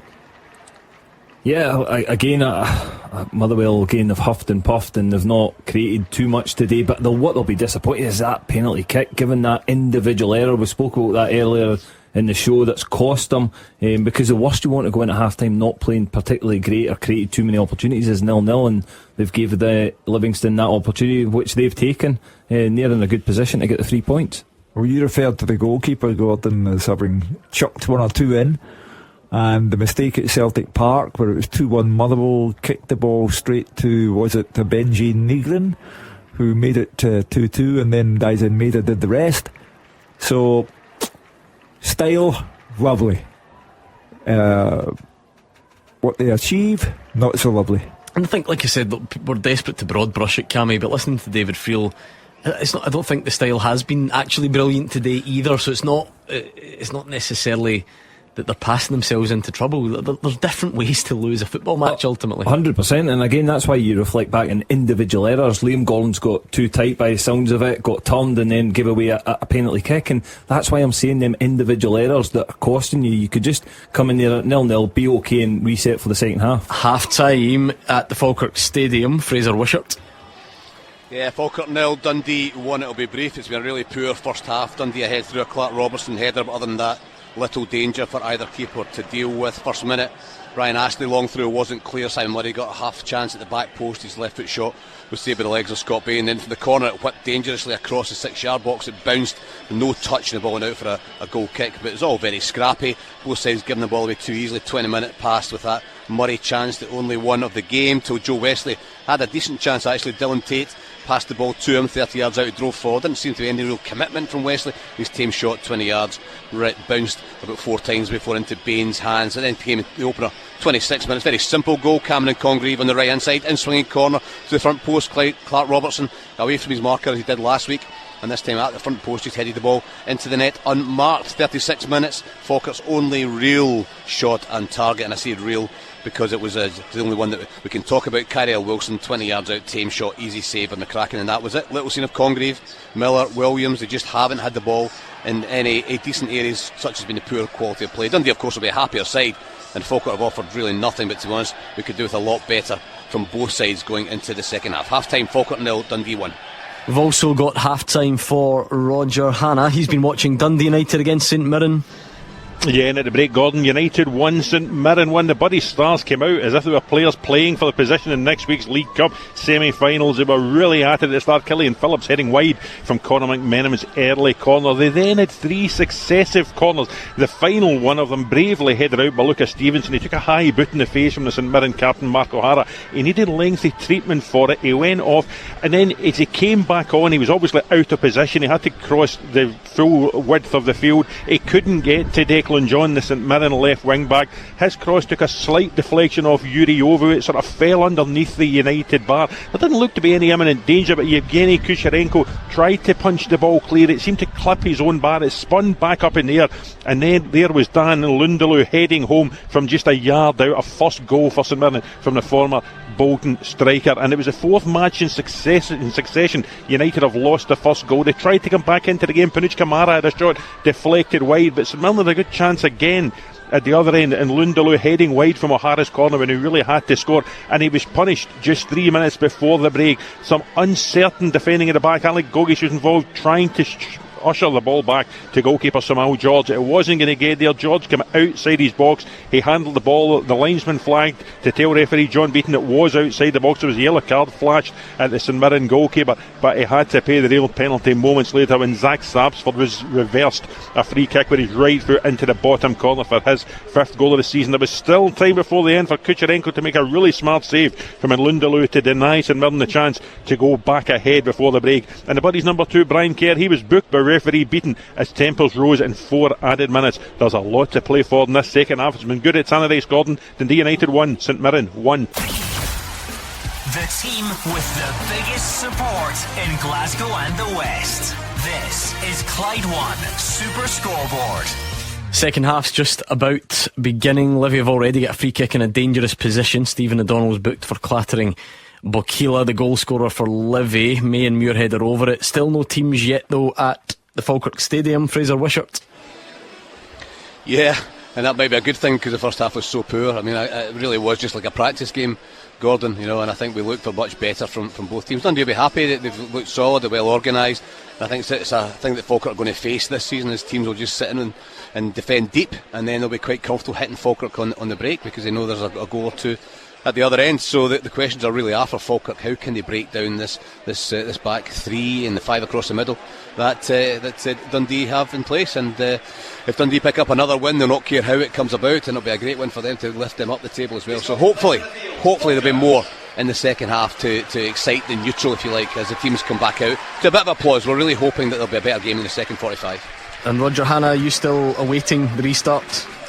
Yeah, United just coming down the tunnel. They will be attacking left to right as I'm watching towards the home end of the second half. They'll really have taken a boost from that Zach Sapford's goal just 3 minutes before the break. They were second best for long spells of this first half. This is the first I've seen Dan and Lundaloo live for St Mirren. It looks a good sign, and I wondered, when Stephen Robinson broke up that partnership of Mandron and Ayunga, I was a bit sceptical, but when you see the threat posed by Lundaloo, he's got a goal. He could even have had a hat-trick in the first half, and I think he will be the player that St Mirren are looking for in the second half to try and get back in front here at Tannadice. It's just about to get underway, Gordon.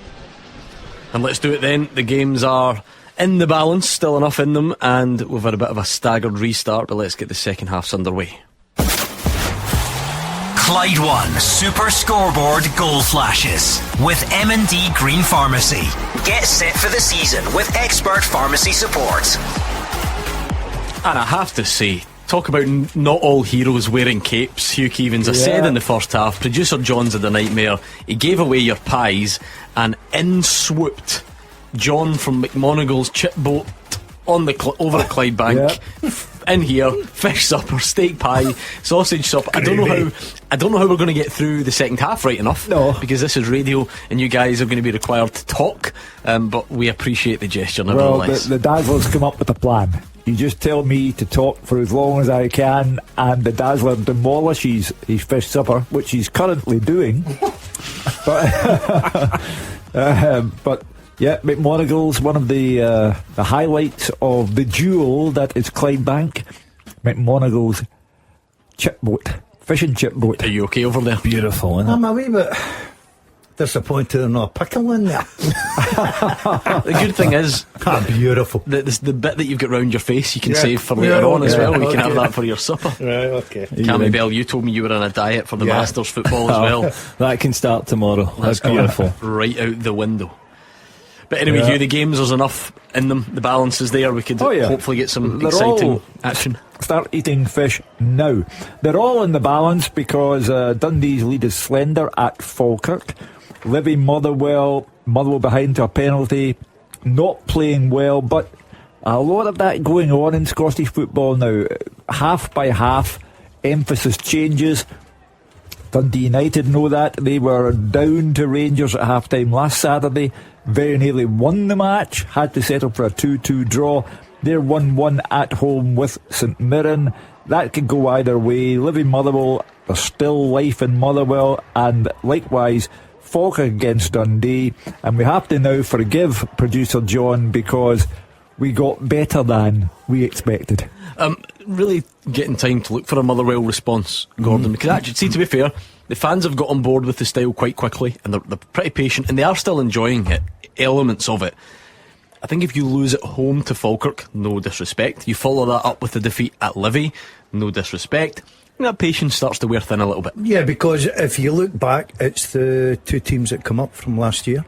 So you're going to be disappointed with that, Gordon, but you're hoping the style of football and the way they dominate games will come out in the end for them. Look, I expect them to dominate most of the second half, but it's putting the ball in the back of the net. We know it's okay saying playing great football. This is all about results, especially early on. You can't afford to lose another game. You get Livingston leapfrogging you, you're putting yourself back down the league, then you're depending on Hibs to beat Aberdeen tomorrow, so you're not bottom. So it's a big second half for Motherwell. Yeah, and Livy, Cammy, still people doubting them this season, wondering what they're going to be capable of in the top flight. But I think on a day like today, with Motherwell starting well, but then Livy getting to grips with it, getting their tails up, scoring, having chances, they'll thrive on that. Oh, 1,000,000%, yes. And David Martindale will just be saying more of the same. Again, they'll have that confidence from getting that goal from the penalty kick, and then we heard that they grew into that first half and they had opportunities. They looked as if they were more threatening towards the end of it, so it'll just be more of the same. And he'll be conscious of not giving Motherwell a gift. That's what he'll be saying to them, is look, don't give them a goal. If they're to score a goal, it's got to be something that's really special. Let's just try and be tight and disrupt the game probably in the second half, and if they can get the second goal, I would probably say it would be game over. Cammy Bell come in here, a model professional, at 1:45 today, tanned, bronzed, fit, from his holiday. No chance. And now he's eating a fish supper like a Tom and Jerry cartoon. Ah, brilliant. He just done that report with a steak pie in his gob. Dundee United, Gordon, have started brightly the second half. Kamara's had a shot wide. Stephen Robinson, I'm sure, will be either kicking himself or kicking, maybe not people, I don't know if I can make that accusation, but kicking something at the break, because they probably should have taken the lead in to the interval. Then the goalkeeper handles outside the box and causes them. Yeah, they're a bit up and down just now, and obviously they've got a lot of important games coming up, Gordon, as you said. No more important than next week against Motherwell at Hampden. They've got a midweek game as well, so he'll be looking for a response from his players. He probably says to his players, look, as much as we've got a midweek game, some of you are probably fighting for your place in the semi-final next week. Go and show me what you're about. If you can get a ticket, are you going as well? Unfortunately, I couldn't get a ticket, Hugh. Gordon get the last one? Gordon get the last one. Well, he's the most famous Gordon in Motherwell, so he gets first priority. There'll be about 30,000 empty seats at Hampden, so I think you'll be fine if you really want to go. You'll need to come in here. You'll need to hold the fort whilst I'm elsewhere. Can't miss the two Gordons. So, listen, I'll be there in spirit, he'll be there in person, so I'll be a Motherwell win, we'll be in the final. Well, Stephen Robinson, I'm sure, is marking down both your names for what's to come, but Stephen Robinson's priority is to get over his frustration and get another goal at Tannadice today, see if he can come down the road with a morale booster for Hampden. Calvin Miller's had a shot that hit the bar and over. It was a bad mistake by John McCracken, the Dundee goalkeeper, who gave the ball away. Wraith Rovers 1, Partick Thistle 0. Yeah, it's usually Partick Thistle that come out after a break and they're on the front foot and get that goal, but listen, no need to panic. They're in good form. They'll still believe they can get something. Even if they pick up a point there, I think that'd be a good result. It would be a good result. Again, Dylan Easton, he's such an important player for Wraith Rovers. He's a really talented player as well. I'm surprised he's not had an opportunity at a higher level recently, because he had a couple of good seasons. But as you say, Partick will still fancy their chances of getting something out of this game. We better do Who Am I?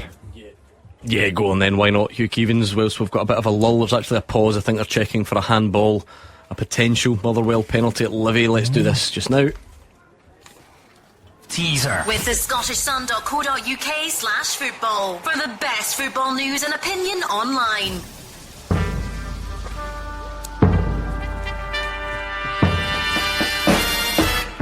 Over the course of my career, I've played for 4 different English clubs, but only 2 Scottish clubs. I have been managed by Graham Souness and Ian Holloway. I have played with Kevin Phillips, Barry Robson and Craig Halkett. Who am I? So over the course of my career, I have played for 4 different English clubs, but only 2 Scottish clubs. I have been managed by Suey and Ian Holloway. I have played with Kevin Phillips, Barry Robson and Craig Halkett. Who am I? It's a good one. It's a really, really good one. I'll tell you more as it goes on in terms of just some of those clues, or maybe sneaky, I don't know if you would call them that, but I'm looking forward to seeing how you go with this. And Gordon Dalziel, the self-titled master of the second half teaser, we'll see how you get on as well. We've got a penalty, Motherwell.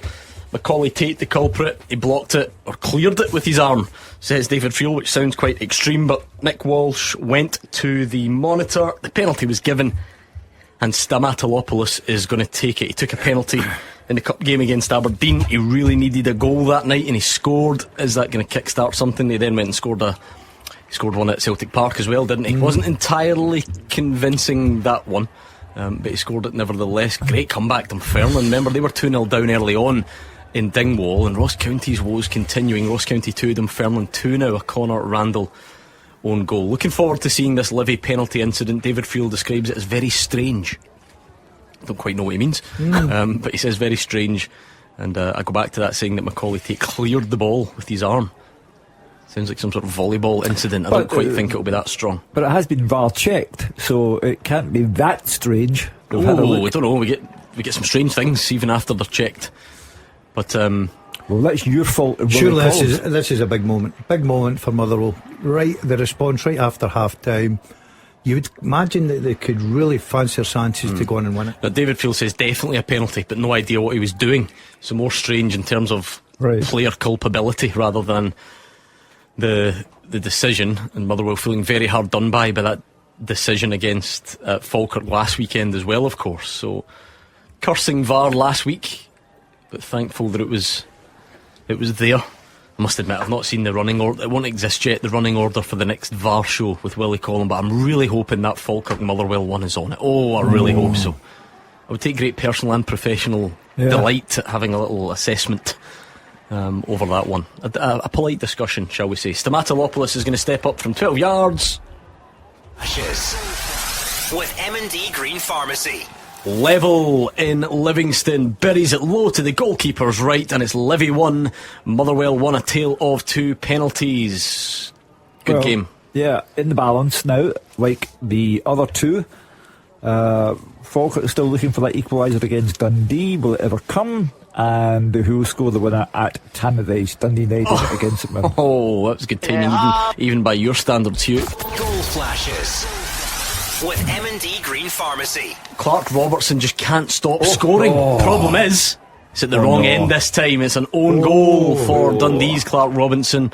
Clark Robertson, one at the right end against Celtic last week, one at the wrong end here. Falkirk are level. Falkirk 1, Dundee 1. That's a big goal for Falkirk as well. Good response after half time, albeit it's an own goal. It's still a good response. But again, Motherwell, we touch on that one. That's a brilliant start for the second half for them, because you kind of worried for them that would they get going in the second half, and that's got to kick them on. Well, it's game on. You look at Falkirk back into this, Motherwell back into it, Dundee United and St Mirren evenly balanced. There's certainly got to be drama. We always get drama on a Saturday in the second half. And Fraser Wishart's keeping me right, because when I said he scored at the other end, that was more symbolically. Of course, it's the same end because they've swapped at half time. So Clark Robertson putting into his own net. We all knew that all the games were going to be tight today, and they certainly are. Yeah, it was a hard acca to get, but we're all still in it, lads. We're all still in it. I'm just checking, the Dazzler's fish is gone. So is mine. Oh, gone. Let me tell you now, if there's a record here for a steak pie eater and a winner, it's sitting right next to me on the right hand side. Wow, that disappeared. No, I'm quite proud of my fish effort there, given that I'm supposed to be saying the most on this show. You're doing well. I've done. It's gone. Finished. Seriously? Promise you, yeah. And let me just say that was 1.5. Whale. Oh, tucked away, don't you worry. What did you have? 1.5 as well? Just a wee half, mate. I'll look after just a wee half. Oh, right, okay. Clark Robertson hadn't scored a top flight goal in his 15-year career. He's now got, 3 if we're giving him the own goal in the last 6 days. Well, he's sprung into life, hasn't he? Stefan Skugel of Alloa has been sent off for a second bookable offence. Motherwell have made some changes around about the time of that goal, Gordon. Paul McGinn's come on for Liam Gordon. And Callum Slattery back, been a huge miss. Well, been massive. He was brilliant at the beginning of the season. Obviously played with a couple of injuries. Great to see him back. You look at Motherwell substitutions, they're not weakened. Yeah, you've got to say Paul McGinn, captain. Is he still the captain there? Very, very good player indeed, experienced player. And as you quite rightly say, Slattery gives you that little bit something different. So he's come on for Maswanisi, which is interesting though, because Maswanisi's maybe got a little bit more of that cutting edge and X factor, and he's scored a lot of goals this season. Clearly not working for him today. Or a slight knock, maybe. Slattery entering, so maybe a bit of a change of role for some of the others in there. But we'll see. Motherwell are level. That Apostolos Stamatolopoulos penalty just before the hour mark, cancelling out Bakila's penalty from the first half. Come on then. Any early headway made on that teaser that Hugh Keevins gave us? That's my best. No, do you know what? Not terrible, but it's not him. No, that you've held up on your paper. No, not him. Unlucky, isn't it? Not terrible at all. You're gutted, aren't you? Yeah, I thought I was right in there. I thought that was a good guess. You had that smug look on your face. Blackpool, Sooners, Rangers. Well, I don't mind. You can say who it was since it was wrong. I went Charlie Adam. Charlie Adam. It is not on the Who Am I, so keep your guesses coming. I can really see why they've tried to piece that together, but it is not. Back to the jigsaw. Back to the drawing board. Liam Gordon, we're talking about him going off for Motherwell. He was actually on a booking, and it wasn't Stephen O'Donnell. David Field's now just issuing an apology to the O'Donnell family, because he's now mixed those two up about 6 times since the afternoon started. Not anymore, because one of them's off and the other one has stayed on the pitch. Don't forget the Scottish Cup is underway as well today, the second round, so just we keep a wee eye out in case there's any novelty results, if you like. Hugh, your Bankies still 1-1, Yeah. I believe. What's the in the situation second with half. that, Gordon? Does that go to penalties or extra time? The draws here. Penalties or extra time? Yeah, does it go straight to Oh, penalties? no, I think extra time still in the extra time. Scottish Cup. In the big League 2 clash at the top, that might have some distance because Spartans are level against East Kilbride. Mark McNulty, an experienced goal getter. Scotland cap, Mark McNulty as well. Can't be, there you go. I don't mean to introduce extra teasers. There can't be many Scotland internationals scoring in the second round of the Scottish Cup today. No, that's a wouldn't great have stat. Thought. The Benburb boys, maybe they're looking for an extended stay since they've gone all that way. It's still goalless between Wick and Benburb up there, the most northerly draw you can possibly get. The Bankies, I said to you, Hugh, still level. Cammy, a bit more nervy for your Annan side. They're 2-1 up. Oh, have Clyde got one back? Did you not say you've got family at the game? Yes, yeah, my son's at the game. He's over there today supporting Annan. So at Hamilton. So who from the Bens would contact Sir Alex and he would arrange to pay for their overnight stay? Maybe it made Andy Halliday's brother still at the Bens? He is, I think he is, yeah. I think he's some sort of prominent role. Is he captain or coach or something along those lines? Because my parental grandparents were from Govan, and the Bens and the Ants, St Anthony's, were the two great junior clubs in Govan, and it was You'd milk that credit card, wouldn't you? Oh. Sir Alex's. I'll tell you what, he'd be looking at that bill coming in a month's time and wonder what was going on. There was no chance of him going up there with the team now. Well, the thing is it up there, down there, where is it? Oh, Wick? Wick? Oh, way up there. Yeah. Couldn't be further up there. Yeah, it's one of the ones that you look and you go, I ain't injured. Going. Yeah, I'm not going. Yeah. But it's thing you're saying there about Alex Ferguson. Rangers used to put all their young players to Benburb. Yeah. That was remember years ago they put them out junior because they wanted to toughen them up. I'll talk to you in miles, Hugh, or in the time, As the crow shall we say. flies. According to Google Maps, and I'm sure you wouldn't speed in a bus, it might even be slower. From Govan to Wick is a 5-hour and 15-minute journey. Oh my goodness. And you need to come back once you get there. Yes. So you can add that up in your head.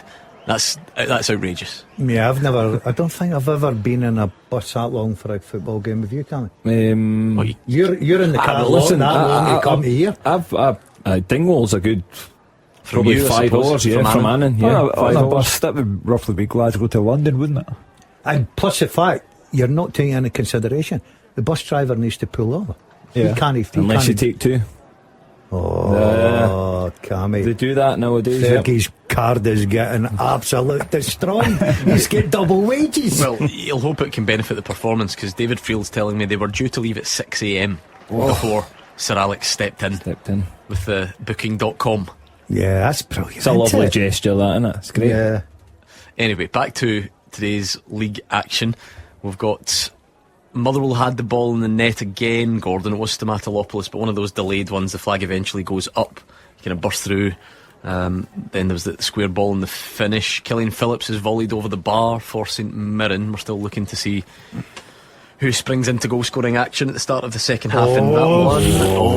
The bubble has burst. That's it. It's because we were speaking about winning Manager of the Year before Halloween. Wraith Rovers 2, Partick Thistle 0. Paul Hanlon with you'll be on the phone this week, Daz. The positive is I'll keep him some chips and a wee bit of that steak pie for him coming into the studio again.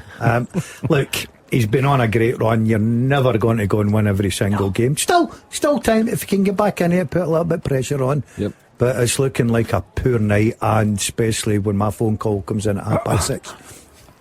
Yeah, Paul Hanlon experienced it stopping the ball in the other box generally, but he scored today. 67 minutes gone. Wraith Rovers 2, Partick Thistle 0. We mentioned Gordon Dalziel's attempt, but what about the listeners, Hugh? If you could remind us of your teaser, please. Over the course of my career, I played for 4 different English clubs, but only 2 Scottish clubs. I have been managed by Graham Souness and Ian Holloway. I have played with Kevin Phillips, Barry Robson and Craig Halkett. Who am I? Loads of people going along your lines, Gordon. Charlie Adam, Sandman says it. Giggs, Paolo Di Canio. No. Someone called Paolo Di Canio on Twitter. Said Charlie Adam. I think I've got it. Jamie Dock thought that as well. What else have we got coming in here? Caroline thinks it might be Lyndon Dykes. I'm just waiting to see if he says it right okay. before I put it down. Okay. I think I've got it. Right, write it down then. I'll tell Okay. you. Silence as he writes it down. Takes him a while, you see, to write these names out sometimes. Has he done it? He's done it. Get in there, Okay. What about the last played with, though? Oh, I know. Yeah. I know. Outstanding. That, I went for connection. Chum. Oh, that is brilliant. It's the 4 teams. Got to put them together. Yeah. So that last played with Craig Halkett, that's the sneaky bit. Yep. Because one of them was right at the end of their career at a club you might not necessarily yeah. remember. The other one right at the start at a club you might not necessarily remember.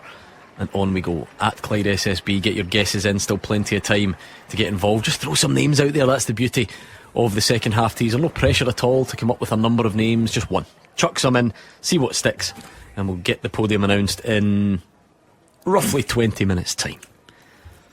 Anything else doing? Peterhead 0, Inverness 1. Billy Mackay, who was an answer to the first half teaser, so much so that he's still scoring goals. 53, I think. He's all done Santa Claus. He is frightened, but he still knows where the back of the net is. He's still good at that level. Very good. Yeah, the goals going in down the divisions as well. I do keep mentioning we keep an eye on the cup. Your local cup shock, Gordon, might not be happening because Stirling Albion have taken the lead down against the Braves. Down at Strathclyde Park against the Braves. Disappointed. They actually asked me to go to a game once, and I've never ever get back to them. Ignored them. That sounds exciting. The Caledonia. My car cannot be seen again in Strathclyde Park. Quick turnaround though. The Spartans are 2-1 up at home to East Kilbride.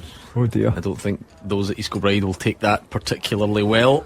No, they'll say we're concentrating in the league. Well, they play But Spartans again everybody next loves week. the romance of a cup run. You know, the team that doesn't expect to be there. And it's wonderful competition, the Scottish Cup.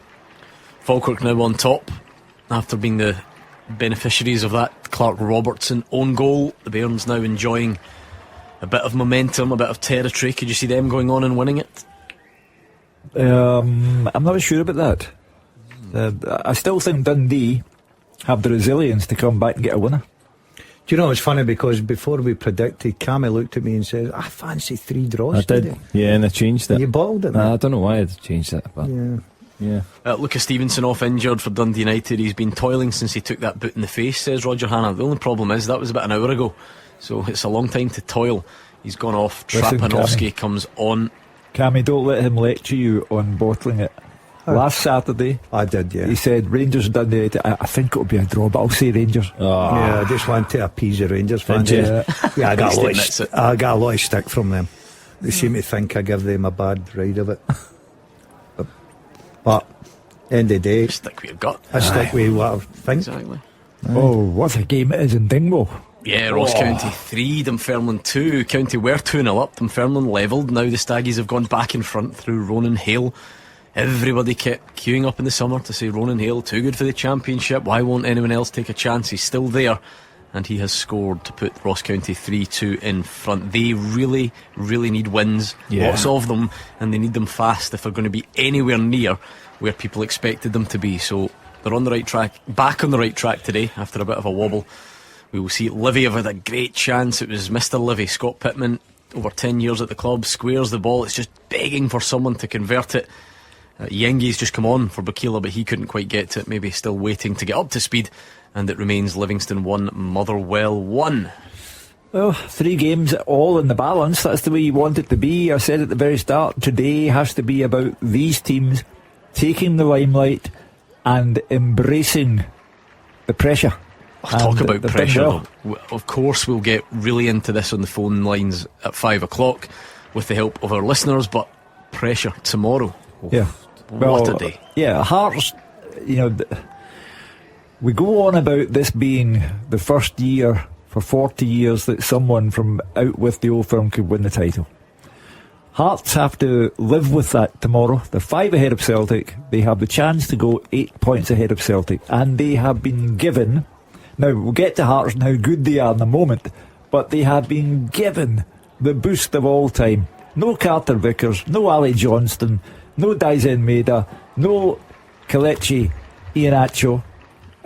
You simply can't ask for better than that if you're Hearts, who are a very good team. Terrific balance at the back in their central defensive positions with Craig Halkett and Stuart Finlay, who between them have got 9 goals this season. They've got the individual brilliance of Braga, Kirazidis, the natural goal-scoring talents of Lawrence Shankland. What more do they want? Yeah, loads to think about ahead of the phone calls coming into us, maybe just around 5 o'clock, so let's start gathering the thoughts then. And on that game tomorrow, just in the most basic sense, how big is it? How do you feel about it, Celtic fans? You're not used to being the chasing pack. Is everyone being too negative about you? Is everyone bumming Hearts up too much? Do you think you'll go there and show why you tend to be champions? Or are you fearing the worst, given everything that Hugh Keevins has says? Let's have a good debate about who should play as well. Is it Colby Donovan or Anthony Ralston at right back? Is it Dane Murray or Austin Trusty at centre back? Is it Johnny Kenny or Shin Yamada up front? There's lots to think about in terms of how you plug those gaps left by injury. We don't quite know. The only one that's got a touch of a chance is Daisen Maeda. We don't know for sure, but it didn't sound likely listening to Brendan Rodgers yesterday. Could Inamura come out from the shadows? You know, the Celtic fans were impressed by him when he played at the back, but vanished. But tomorrow's a day when Brendan Rodgers is going to have to draw heavily on all of his resources. Yeah, it's going to be interesting, so let's get a good debate about that going on the phone lines as well as just a very general build-up to top of the table clash. It's brilliant, a huge fixture. These games are always great anyway in terms of drama and excitement and tension at Tynecastle. Add into the fact all the stuff that's at stake, it should be a cracker, so we'll do that as well. You Rangers fans, you're very understanding of Danny Rule's position midweek. He's clearly just in the door, it can't be put on him, but what has to happen tomorrow? Is it time to start making wholesale changes to that team? Do you want to see a Finlay Curtis or a Lyle Cameron or someone else come in and try and do what those who've gone before haven't done yet and make a bit of a difference? You know, when you think about it, Gordon, this time last week we were discussing on the programme Kevin Muscat coming in, and I tune in to Andrew McLean on Sunday afternoon, and he starts by saying the deal to bring Kevin Muscat to Ibrox may have stalled. And by the end of the programme, by 7 p.m, it's off. And 24 hours later, Danny Rule's in charge of Rangers. So that's how dramatic it was only 5 days ago. I generally had to check that before I said it earlier on, because I knew it would only... I don't know, it feels longer in a way. He's had a game already, and he had his press conference when he got appointed, and then you have to do another one before the game. I feel like we've heard a lot, we've spoken a lot, but 5 days. Yes. Rangers will have travelled to and from. They will have had, I guess, I don't know, a day off at some point. Would they have been off on the Friday when they came back? Maybe not, but either way, it's going to have been whirlwind for him. Well, listen, he won't have had much time at all on the training pitch. Whether they had the day off or were in the building, they wouldn't have done much training at all. There would be maybe analysis done, and again, try to get his style and points across. But again, at this moment in time, all he can try and do is try and get energy, a reaction on the pitch, try and get a structure on the pitch that they're not going to concede goals and they're going to give themselves a chance to win in games of football, because he's not had that period to be able to get his players on the training field to try and implement what he wants to do. Does he make massive changes tomorrow, Carl? I feel like this is an opportunity to do that. I genuinely do. I feel like, why not give the guys that haven't been playing an opportunity. And say, look, I'm open to it. It's never there's no games or free hits for Rangers, but where Rangers are at this moment in time, the players that have played this season have had enough opportunities to go and perform, and they've not done it. So why not give other guys opportunities to go and show what they can do and see if they can handle it? I know he's just trying to win the game, Gordon, so you're not picking a team with PR in mind. You're just trying to win that match. But it does also feel like there maybe would be a bit more leeway if you play Finlay Curtis, play Lyle Cameron. I don't think fans would be negative about those selections prior to the game. Now they might not work out, but do you know what I mean? I feel like there would be an element of support for changes like that, would there not? Yeah, and I think the Rangers fans, Cammy's quite right. A lot of the players have had the opportunity. It's not like you're saying, right, okay, let them bed in. They've been in the building now. They've played a right few games. They've disappointed. The only problem with that, Gordon, is, and we seem to get caught up in that sometimes when the results aren't going great, you go, right, get the young players in, and if it doesn't work for you, at the end of the game, you still come under that scrutiny, you still come under that criticism. He needs to get a win under his belt. I've got a sneaky he might get that tomorrow. I think it'll be difficult, but I'm just saying that on the basis of one simple thing: we've got to win a game somewhere. Well, let us know at 5 o'clock. It's over to you. So Rangers fans, would you change the team? How are you feeling about tomorrow? Will it be a winning start in the Premiership, or will this poor run of form continue? Let us know. We're nearly there on the phone lines, so get your thoughts into us and we'll speak to you very soon. A few big chances to tell you about. Slattery's come on for Motherwell, inside the box, cuts onto his right. It's a big opening, but he fires over the bar. Prior to that though, Yengi had a chance about 4 yards out, couldn't quite get the shot away, and Callum Ward smothered. So very much in the balance, that one. Livingston 1, Motherwell 1, at the stage of the game where managers are ringing the changes as well. Digby, Congreve, Wesley all off for Dundee. Ugan, Dandan, Jones all on.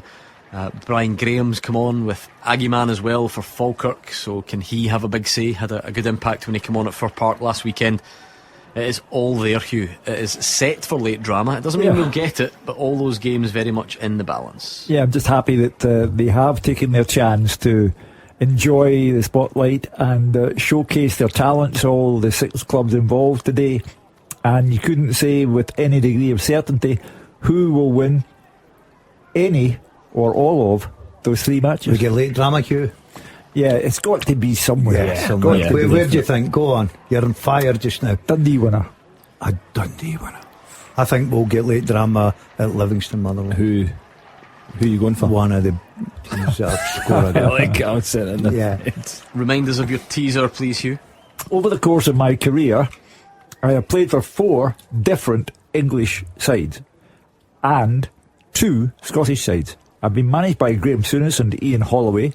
I've played with Kevin Phillips, Barry Robson and Craig Halkett. Who am I? Okay, it's a good question and people are starting to get to grips with it, but that doesn't mean we won't help you along the way, try and eliminate some wrong answers, point the remaining people in the right direction. I think some of those clues I gave away have really helped, but Bailey says, is it Stephen Fletcher? No. Jamie Dock thinks it could be Michael Gray? No. Okay, what about Gordon Dale likes it when there's a goalkeeper involved. Nathan Hamilton wants to suggest Neil Alexander. I can see where you're trying that, but it's not true. No goalkeeper. Can really see that as well. Neil Alexander, of course, he's played for more than 2 Scottish sides. You would say a couple of changes again for Motherwell. Reagan, Charles Cook on, Callum Hendry on as well. Is it a dead fair for Motherwell, as you say, Gordon? Because it's Stamatolopoulos and Ibrahim Said going off.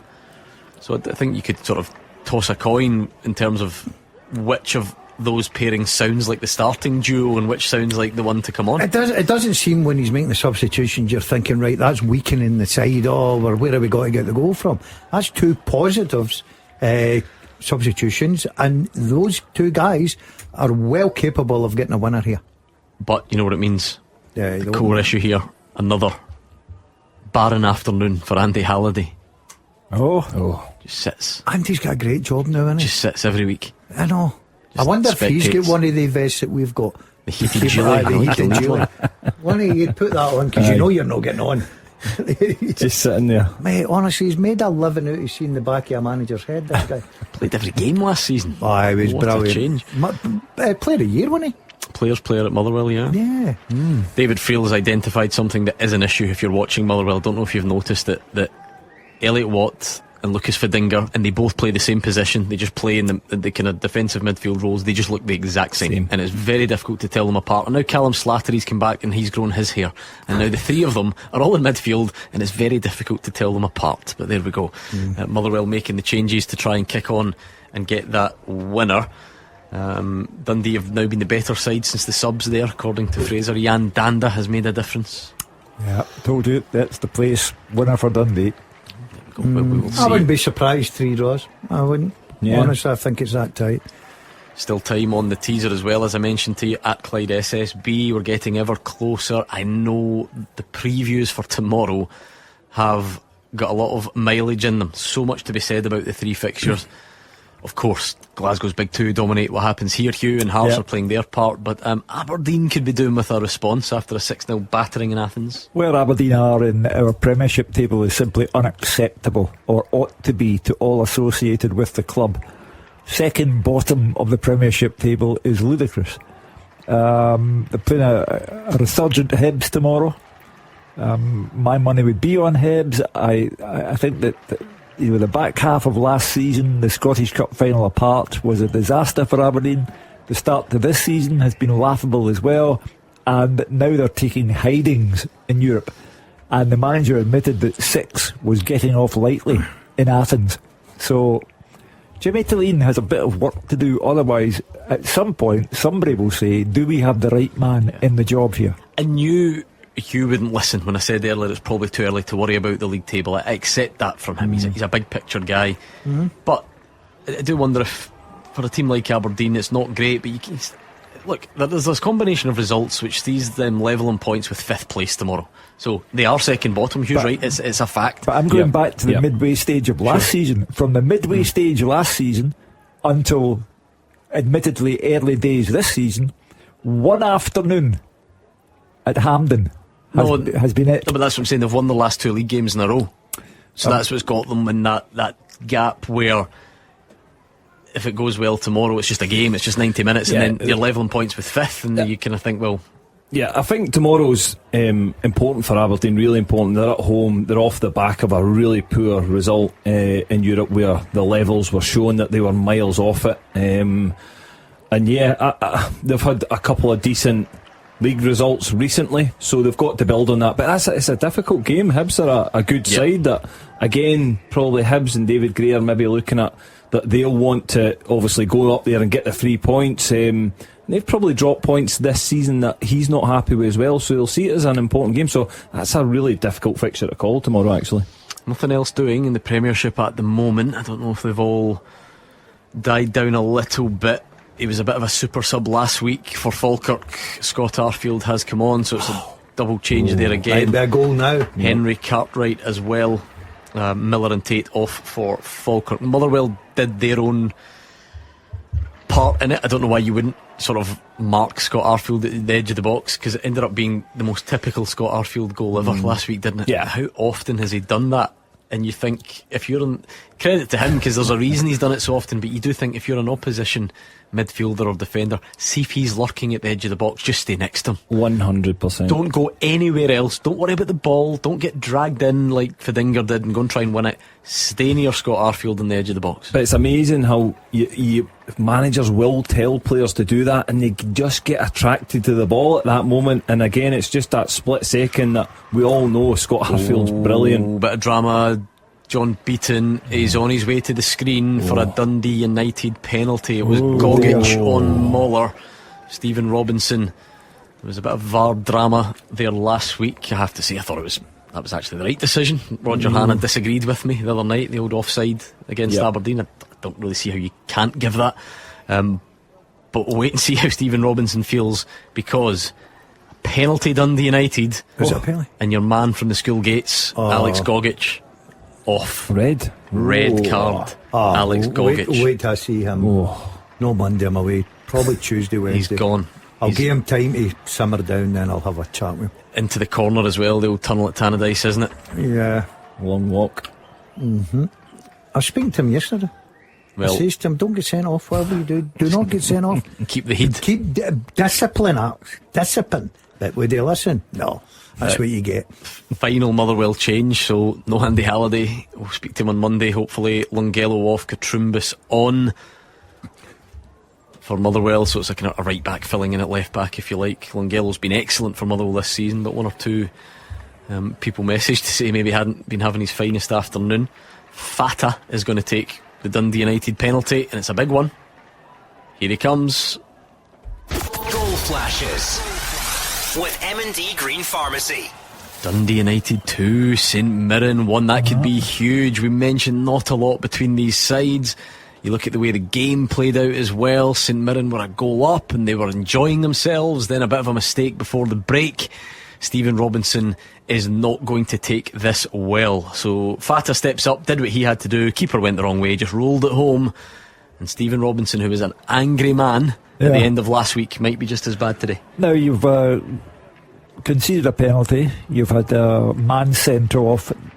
We'll get Roger Hanna's eyewitness account, but I hope, for your sake, that this is a legitimate penalty award and legitimate red card. Otherwise, you and Willie Collum are in for a long sit down. Oh, that's fine. Don't worry about me. The more, the merrier. The Two more big drama. Two massive moments, though, again, for St Mirren. Again, the goalkeeper giving away that free kick, handball outside the box, the score from the free kick, and then the red card situation that's allowed Dundee United that late penalty to take the lead. So, yeah, you look at individual errors again, it looks as if that's what's cost St Mirren today.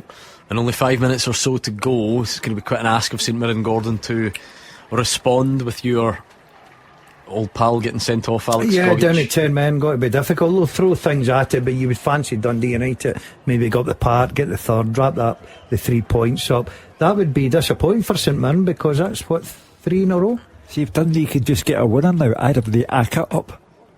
Well, they might. A Dundee winner is all that's separating me from an accurate ACCA. They still might do it. There is still time. Will we get a winner between Livingston and Motherwell as well? By the sounds of it, that could really go either way. Motherwell starting the game brightly in terms of possession, but Livy really taking command and deserving their half-time lead. I think either side, very much in the balance, according to David Friel at the moment. A Dundee goal, an accurate ACCA, and the clocks go back tonight. I like that. It means it gets darker sooner. About that. I like it sinister and dark. It just changes, really. It used to be, I remember that stage where you worried about the clocks changing in terms of what did that mean for your night out on the Saturday. Yes. You lose an hour, you gain an hour, what's the script?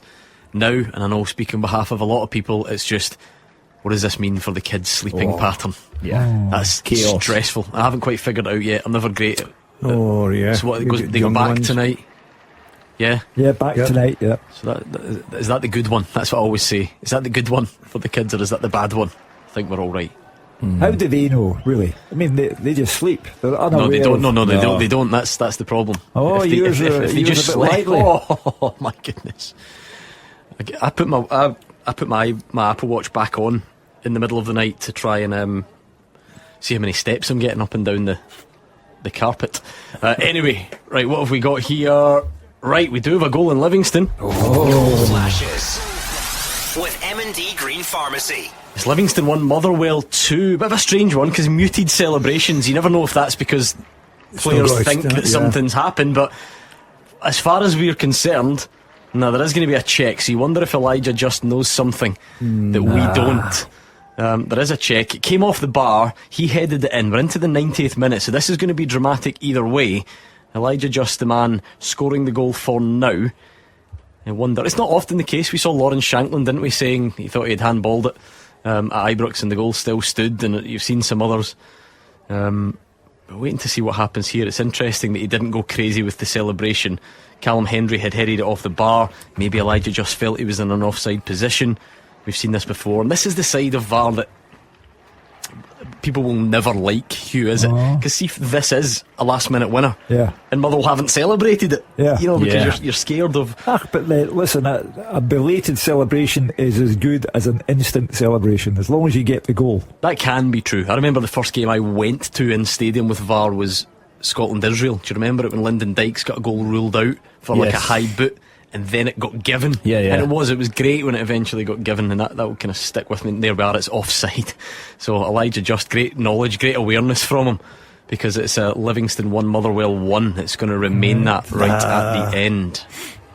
So I remain a Dundee winner away from an accurate ACCA. Come on, Stephen Presley. Great awareness from Elijah Just. I know. It is. How offside can he have been? See, mad that you would never even have thought about that. Nowadays, players are right on the ball with this VAR. I think especially offside, because I know you get a sense of it, but you can't truly know if, especially what's behind you, if there's a leg dangled or something. We saw it even the other night when we watched the TV pictures of Brand's opener. That's right. We thought it was going to be offside. And once they draw the lines, it wasn't even close. Right, let's finish off the teaser while we can, Hugh. Okay. The second half teaser. With the scottishsun.co.uk/football for the best football news and opinion online.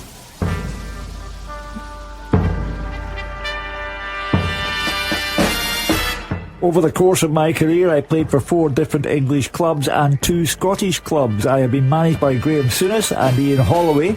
I have played with Kevin Phillips, Barry Robson and Craig Halkett. I am Barry Ferguson. Barry Ferguson.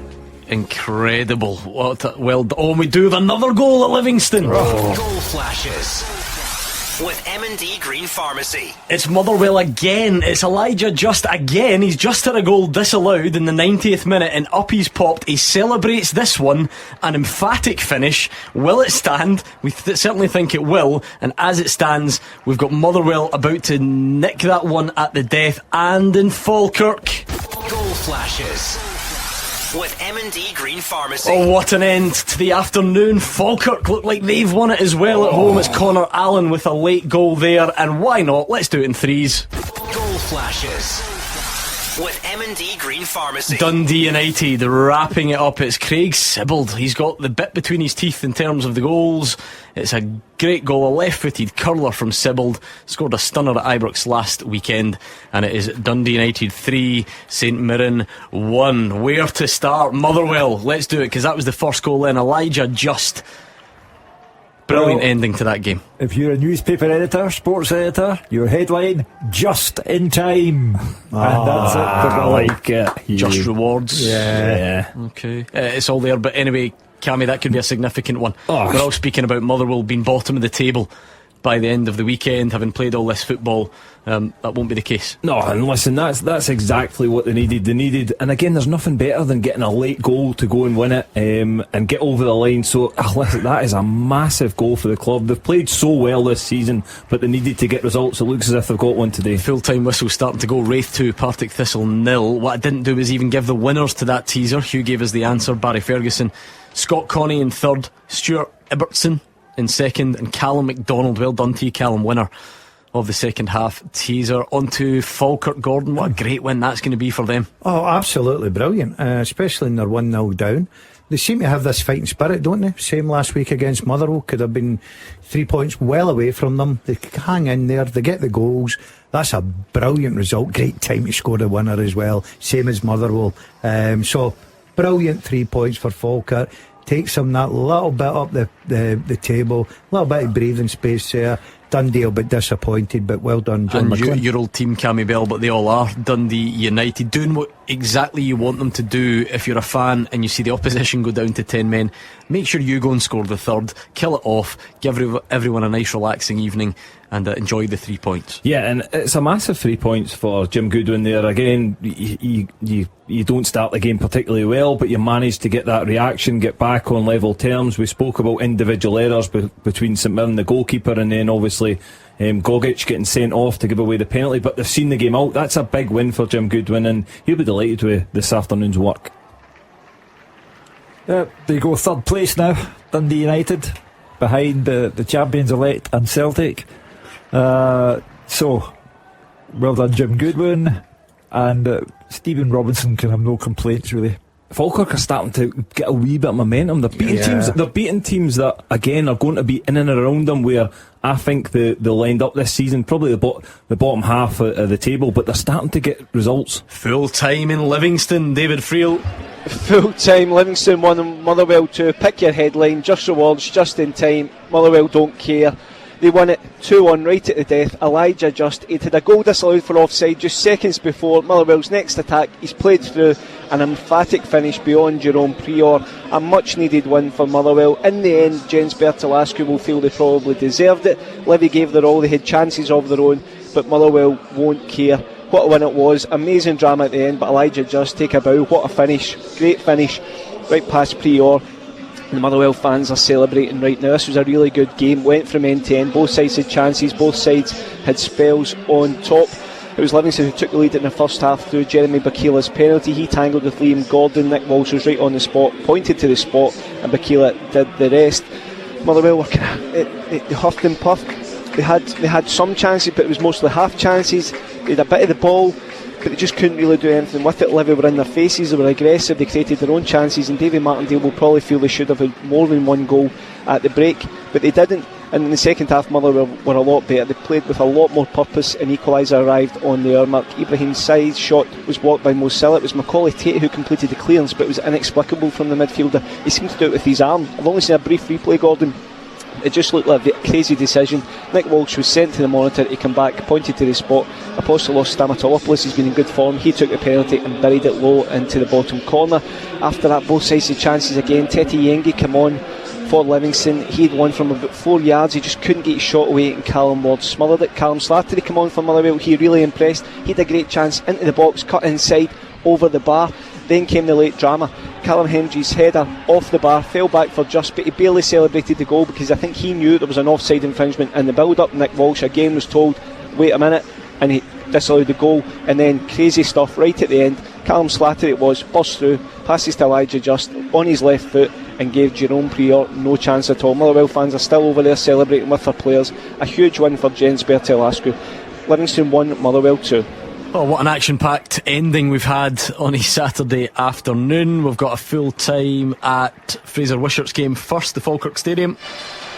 Yeah, it's Falkirk 2, Dundee 1. A few unsavoury moments towards the end. Dundee fans were on their way out to come down right to the pitch side here at Falkirk. Things were getting thrown at Scott Bay, and referee Ross Hardy went to the side to look at a vape. Another supporter invaded the pitch just at the final whistle as well, and he's been huckled away by the police on the far side and being applauded by his fellow supporters. So not a good end to Dundee off the pitch, and not a good end on the pitch, because they were a goal up through Clark Robertson. He had them 26 minutes. Unfortunately for the big defender, he cancelled out his own goal with an own goal when he turned the ball into his own net in 49, and then with 2 minutes to go, brilliant individual goal by young centre-back Connor Allen won the game for Falkirk deservedly. The only highlight of the first 45 pretty poor was that goal from Robertson. Congreve whipped in a corner to the front post. Clark Robertson away from his marker, 6 yards out, simple header into the back of the net. We were looking for more in the second half, and clearly John McGlynn had a few words with his team, because immediately more purpose about Falkirk. Bad mistake by McCracken with the ball. He passed the ball straight to Kyrie Wilson, who set up Calvin Miller. His shot dipped, but it just clipped the top of the bar and over with the keeper beaten. 54 minutes came, the deserved equaliser. Miller again involved with a cross.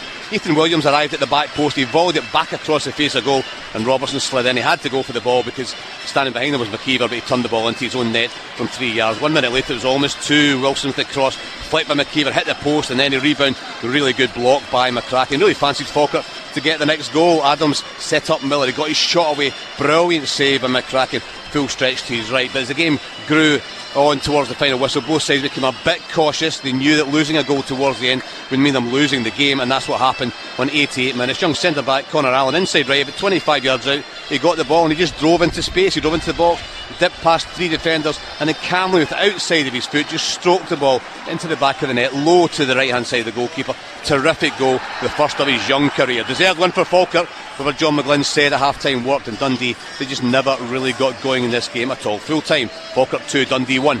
And last but not least, Tannadice for Dundee United against St Mirren, watched by Roger Hanna.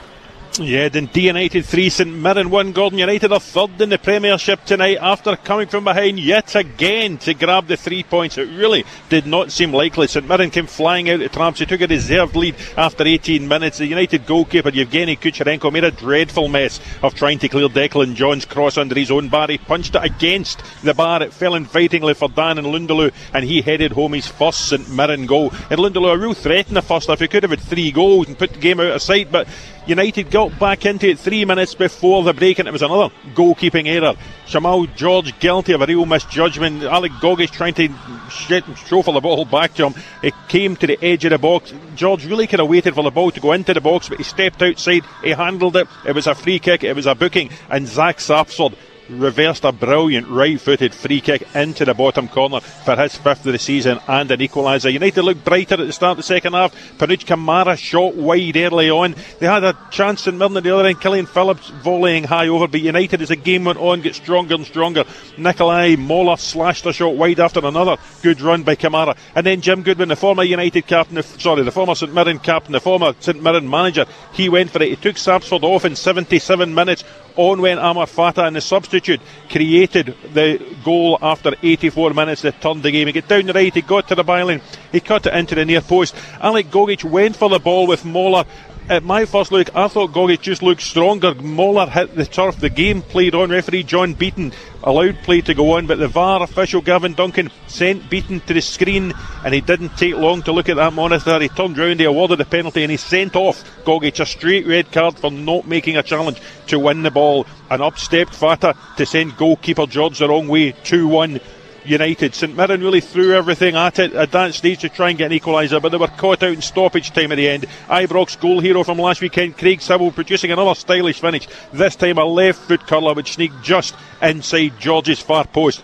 It's tough for St Mirren. They've now had back-to-back defeats. For United though, third in the Premiership tonight, 3 goals and a good home win. Dundee United 3, St Mirren 1. And now it's over to you. 0141 951 1025. What are you thinking tonight then? An action-packed day, drama-filled afternoon of Scottish Premiership action. Did any of that tickle your fancy, Motherwell fans? How important was that win? You've been getting a lot of plaudits for the style, not getting the results over the line you have today. How big was that one? I'd love to hear from you, St Mirren fans. You were looking pretty good in that first half. Goalkeeper handles outside the box.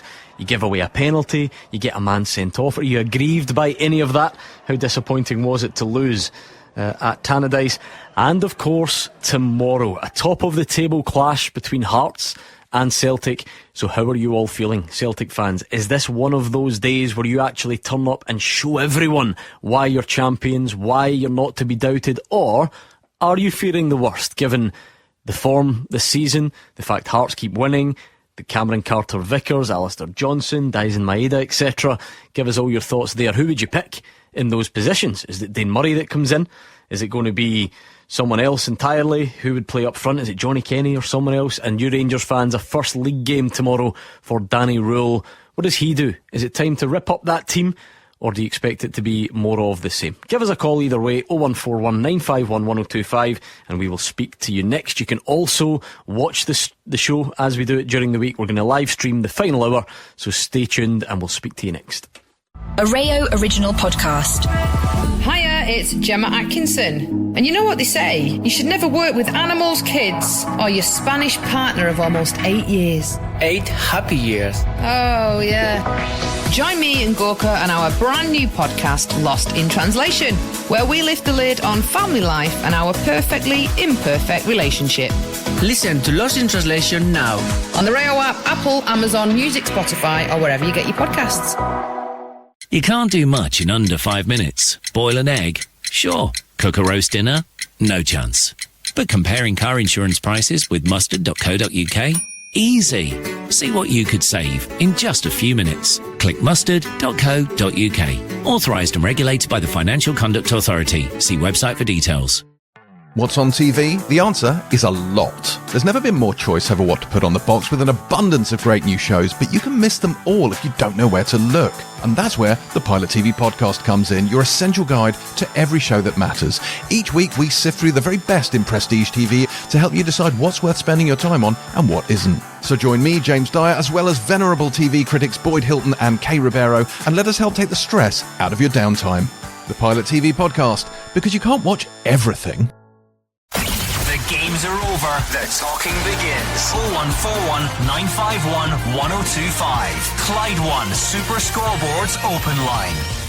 It's that time on a Saturday night where you give us your immediate reaction to what you've witnessed today, or your previews ahead of what you're expecting to witness tomorrow. Hugh Keevins, Cammy Bell and Gordon Dalziel are here. We're live streaming the last hour of the show as well, so if you'd rather see the guys' lovely faces, maybe you would, I don't know, head over to YouTube, Facebook, Twitter, you can do that. But give us a call. I'm less worried about how you listen or how you view, more concerned about you getting in touch. So what are you thinking after that today? Real mixed emotions out there, I'm sure, for Motherwell and St Mirren and Falkirk and Dundee. It was a busy afternoon out there. So whatever you take away from today, whether your team got the result they wanted or didn't, I'd love to get your immediate reaction to that. That's the beauty of us being here on a Saturday afternoon. Give us a call. Also, not naive enough to think that tomorrow might be the one that dominates the phone lines, because there is so much at stake. Hearts against Celtic is always a big game. We've always got loads to say about it. Add to the mix the fact that it's the top two, but it's Hearts that are top. Add to that Celtic's injury list, and this has got all the makings of a real blockbuster. So give us all your general thoughts and your specific ones as well about who should play where, given all Celtic's injuries. Give us your creative solutions. You never know. Brendan Rodgers might just be listening and looking for that person to plant the final seed. It won't be Hugh Keevins who gets his idea across. I don't know. So it might be you. 01419511025, and a first league game in charge for Danny Rule tomorrow as well. So something for everyone between now and 6 o'clock. Hugh? Tynecastle is the Premiership match of the season so far. We've had an Old Firm game, but it was the worst in the history of Scottish football. It wasn't great. And this match tomorrow has all the makings. 12 o'clock kick-off. Tynecastle will be rocking and rolling from early on. Every ticket sold. Now, my impression is that Celtic have been left hopelessly weakened by what happened against Sturm Graz and the loss of Carter Vickers, Johnson, Iheanacho, and the loss of Dyson tomorrow as well. However, that's what Celtic do. Can they do it tomorrow? I am sceptical. Are the Celtic fans sceptical? But Rangers tomorrow, no dubiety. It's Danny Rule's first game at Ibrox. There'll be no forgiveness. There'll be no, this time last week we were talking about Kevin Muscat. No forgiveness. He can't follow a 3-0 hammering in Europe, called a disgrace by his own captain, with a league match that is not won. It's just not feasible. And I know why tomorrow will take the headlines, but today hardly disappointed, did it, on the drama and excitement front? No, it was brilliant, especially the last 5-10 minutes of the games. There was a lot of excitement, some big results. Motherwell, they've played so well this season in large spells, but not got the results, and today they got the rewards right at the end. And I said it during the show before, there's nothing better than getting a late winner for the guys in the changing room, and the way that'll just spur them on. So yeah, a massive win for Motherwell, and Falkirk as well, huge win for them, because as I said before, I think they're competing against the teams where I expect them to be in that bottom six and in and around there. Yeah, we knew the 3 games were going to be tight today. They didn't disappoint. We did get drama in the second half. It seems to be the way just now in the Premier League. And you look at the 3 games tomorrow, excitement, 2 massive games for me, obviously for a big 2. Celtic and Rangers. I know Hearts are proudly sitting atop of the league, deservedly so. They're playing some great football, looking forward to that. And then Aberdeen Hibs, you just wonder, Aberdeen need a victory. Come on then, 01419511025. Loads to get through from today. I'm thinking about you St Mirren fans and how annoyed you are either at your team or at some refereeing decisions. Motherwell fans, love to hear how you're feeling as well, because there was a point today where everyone was ready to press that panic button and talk about the style getting you nowhere and potentially being bottom of the league if other results had gone against you tomorrow. But there you are, you get the last minute winner, and things are looking fairly pretty in that league table. We've got tomorrow as well, which I think has gathered the attentions of Brian, who's a Celtic fan. Brian? Yeah, hi. What are you thinking? I think Celtic need to freshen up front tomorrow. I know Shin didn't make European squad, but I think when he's had chances, he's actually looked okay. And I think even, I know it's maybe clutching at straws, but even the boy Callum, I don't know his surname, I think he got for Forest. I think, because John Kenny, I just don't think he's got it. Yeah, Callum Osmond from Fulham would be unthinkable, quite frankly, just based on what he hasn't contributed. Might not even be his fault, might be brilliant. But the phrase that Brian used, freshen up, Celtic can't freshen up because they don't have any players to freshen up, as you say. No, to be fair, look, Brian's mentioned Shin Yamada, Hugh, but he forms part of this wider mystery at Celtic. He has not been seen since the Old Firm game that you mentioned, 31st, and he came on and he wasn't the worst done well. He was fine, and he had shown a couple of moments that Brian liked before. He has not seen one single minute of Celtic action since the 31st of August. But Brendan Rodgers has to examine his resources. It won't be Callum Osmond, as you say, because that's just going a step too far. But Yamada and even Inamura must come into the thinking, because Brendan's already depleted resources have been wrecked by what happened against Sturm Graz. Up front is where the real problem lies, because Tunekti, he can do you a job. Balakwisha, in, out, flatters to deceive. James Forrest, they keep going to the Forest well. But Johnny Kenny will have to start, because from my perspective, there's simply no one else. Is Maeda 100% out? I don't think he is. But he didn't sound particularly encouraging. Yeah, if he's fit, obviously that's your choice there. But if he's not fit, I would be amazed. After the other night there, Johnny Kenny, look, he missed a couple of chances. I thought his movement was good, his work rate was great.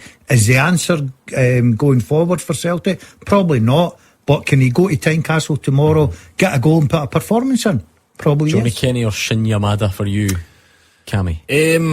Johnny Kenny, I think he done okay the other night. As Daz said, I think he put in a good shift. It's just that does he have enough goals in him? Probably a long term, no, but in the short term, can he sneak a couple of goals while he gets some game time? He's possibly got that in him, but listen, Celtic are short at the moment, we all know that, and it's such an important game for them tomorrow that, again, it's a big game, it's an opportunity for Johnny Kenny. If he gets a chance, he needs to take it. Brian, why not? Tell us more about why not Johnny Kenny, because he just seems like the obvious one in the pecking order. I think he did have a couple of chances, but what I think was sort of maybe going to sort of contradict one point. I mean, when he was clean through and goal, and it's all clean through, that's a bit harsh. His shot was quite hard to score, but it was actually quite alarming that there was no cavalry coming up behind him to support him. That happened on a couple of occasions. But I just don't think he's not got a scoring rate. I don't think he's confident enough. And I think the whole system of Celtic has to change the way we're playing. Teams have obviously read it out. I mean, you've got to laugh. I mean, Dundee totally beat us 2-0 last week, then lost today. And there's something just all right. I think we need to see a different system. He was at least part of something good though the other night. You know, if you're looking at for Johnny Kenny to arrive into the game, let's say he played the full game, because he came on the 4th minute, so he played the full game. A game which Celtic won. So I know there's a real analysis on his specific role, but would it not be quite a big surprise if he went from playing the whole game in Europe and you win, and then he doesn't feature or doesn't start the next game? Yeah, I think it would be a surprise, and I think it's something that Johnny Kenny has to live with. You know, when he was a Shamrock Rovers player and scoring goals in the lower European competitions, he developed the kind of reputation that took him to Celtic. He'll have to live with it tomorrow. He'll have to get out there and rise to the occasion, because there's nobody else. It won't be Shin Yamada. It won't be Balakwisha through the middle. It'll have to be Johnny Kenny. And like all of the Celtic players tomorrow, they are simply going to have to rise above themselves. Brian talks about the Dundee game last Sunday. That was symptomatic of Celtic's season. Struggling. Get by just against Motherwell. Get by just against Kilmarnock with a penalty that never was. Get by against St Mirren with a deflected goal on the opening day of the season. This has been their season so far. So Johnny Kenny just has to jump to it tomorrow, and so do all of the others. The only thing I will say, Hugh, I totally agree with you talking about their form. I thought they played very well on Thursday night. They should have scored a lot more goals, which is encouraging. Johnny Kenny, as you say, comes on after 4-5 minutes, so he was a big part of that. I still think that because of the situation with injuries, everybody's quite rightly so looking at Hearts, the form they're in, the players they've got at home, they're doing brilliantly well. Would you be surprised if Celtic pitched up there and won the game? I certainly wouldn't. Brian, how much of a concern is the absence of Cameron Carter-Vickers, not only for tomorrow but potentially for the next 5 months? I think he's actually been on the wane recently anyway. I mean, I don't we get rid of guys in the roster who I think was doing all right, and what's happened to the boy as well, Moy. Is he still injured? I mean, I think Cameron Carter-Vickers has been on the wane. And I want to get a quick point about Kenny. I mean, he done that for a team in Ireland where there's absolutely no pressure. Maybe the pressure's getting to the boy as well a bit. I keep hearing this about Carter-Vickers being on the wane, and I don't think you could disagree with the notion that he's not been as good this season as he has been previously. Yep. I still don't know if that translates to the sort of he's on the wane anyway, so it'll be fine without. He's still Cameron Carter-Vickers, and the skill set that he has actually allows Celtic to play in a specific way, doesn't it? Because he recovers so much. Again on Wednesday, if you offer a Celtic supporter the team and say, do you want Carter-Vickers in or out? The answer's in. Alistair Johnson, in. Iniacho, in. Dyson in, and now they're all out. So I'm very much afraid that those who take their place will just have to go on with it, because Brendan Rodgers can't apply for a postponement of the fixture. You have to get on with it. You have to live with a bear pit of a ground that Tynecastle will be tomorrow. Every ticket sold. It will be no place for the faint-hearted. And that's why, Carter Vickers, you mentioned it there, the atmosphere that's going to be at Tynecastle tomorrow, that's why he's so important to Celtic. He's been there, he's done it, he's got that experience. If there's bad moments in the game, they can handle it. He's been there before, so I don't think you just lose the player. I know Celtic fans have said he's not been the same this season, but I think what he brings to the dressing room, the team on the pitch, is a calmness and a control in the game, even when things are going wrong. So you're going to miss that. I do agree with you, missing the big players, but we're harping on about going to be the atmosphere. Celtic they're used to that atmosphere nearly every week. They're used to the pressure every week. Different type though. When did they go to Tynecastle 5 points behind? Well, that's I'm talking about the atmosphere. And out of form. They're not going to go there and be thingied under because of an atmosphere coming from the Hearts fans. They're going there, they're under pressure because they can't allow that gap to go to 8 points. That's a different matter for me. I think Celtic can go and handle the atmosphere of Tynecastle, no problem at all. It's if they can handle Hearts as a team who are doing very well. Who plays instead of Cameron Carter-Vickers? Dane Murray for me. Because he's right-sided. I think every time I've seen him, he's been okay. He's been very good. I think he's right-sided. He's big. He's strong. Hearts are a threat, and Hugh quite rightly points out the two centre halves. Finlay and Halkett. They've scored 9 goals between them. Set plays. They're very, very good. I think Dane Murray will come in there. I think Brendan Rodgers rates him. Trusty hasn't really done it for Celtic, so I'd be surprised if he wasn't in the centre half. I have to disagree, and I'll stand corrected, but I think he'll go with Trusty. I think the experience has to count for something. I've never rated him as a Celtic player. I think the fee was wildly overpriced, but he does have that international status. Dane Murray has very, very little first team experience. I think you go with Trusty. I'm interested in it, Cammy. Brendan Rodgers loves Dane Murray. Like the way he speaks about him, he's so complimentary about him. Austin Trusty, I know what Hugh's saying. I don't think he's necessarily been brilliant and worth the 6 million, but he did have some good nights in the Champions League. How much do you go for experience? How much do you go for being right-sided? If you were a goalie and you were, what's in front of you? Do you go for the more inexperienced guy because he's right-sided, or do you just stick 2 left-footers in front? It's a really difficult one. I think it really is a toss of a coin nearly, because in an ideal scenario Brendan Rodgers wouldn't be in this situation, but he is. So I think you go with experience in this game. I really do. I think you just probably Trusty might play because of his experience, just because again what they're facing is a Hearts team that are experienced and have won a lot of games and are really strong at this moment in time. Hugh, I know you're itching to say something, but let's squeeze another call in, and whatever it was on your mind, respond to Max with it. Thank you to Brian. Max is a Celtic fan. How are you feeling about tomorrow, Max? Very confident. How confident? Well, I think the best I've seen Celtic play this season, bizarrely, was against Livingston at Celtic Park. And on Thursday night, that was I thought that was a kind of turning point with regards to the application of the players. The fans obviously get an uplift through adversity. They go in a goal down, bizarrely. But I think if I get back to the Livingston game in particular, he gave the young boy Murray a run out at the back, and he fitted in particularly well. With the young boy Donovan, again, no fear with youth is my view.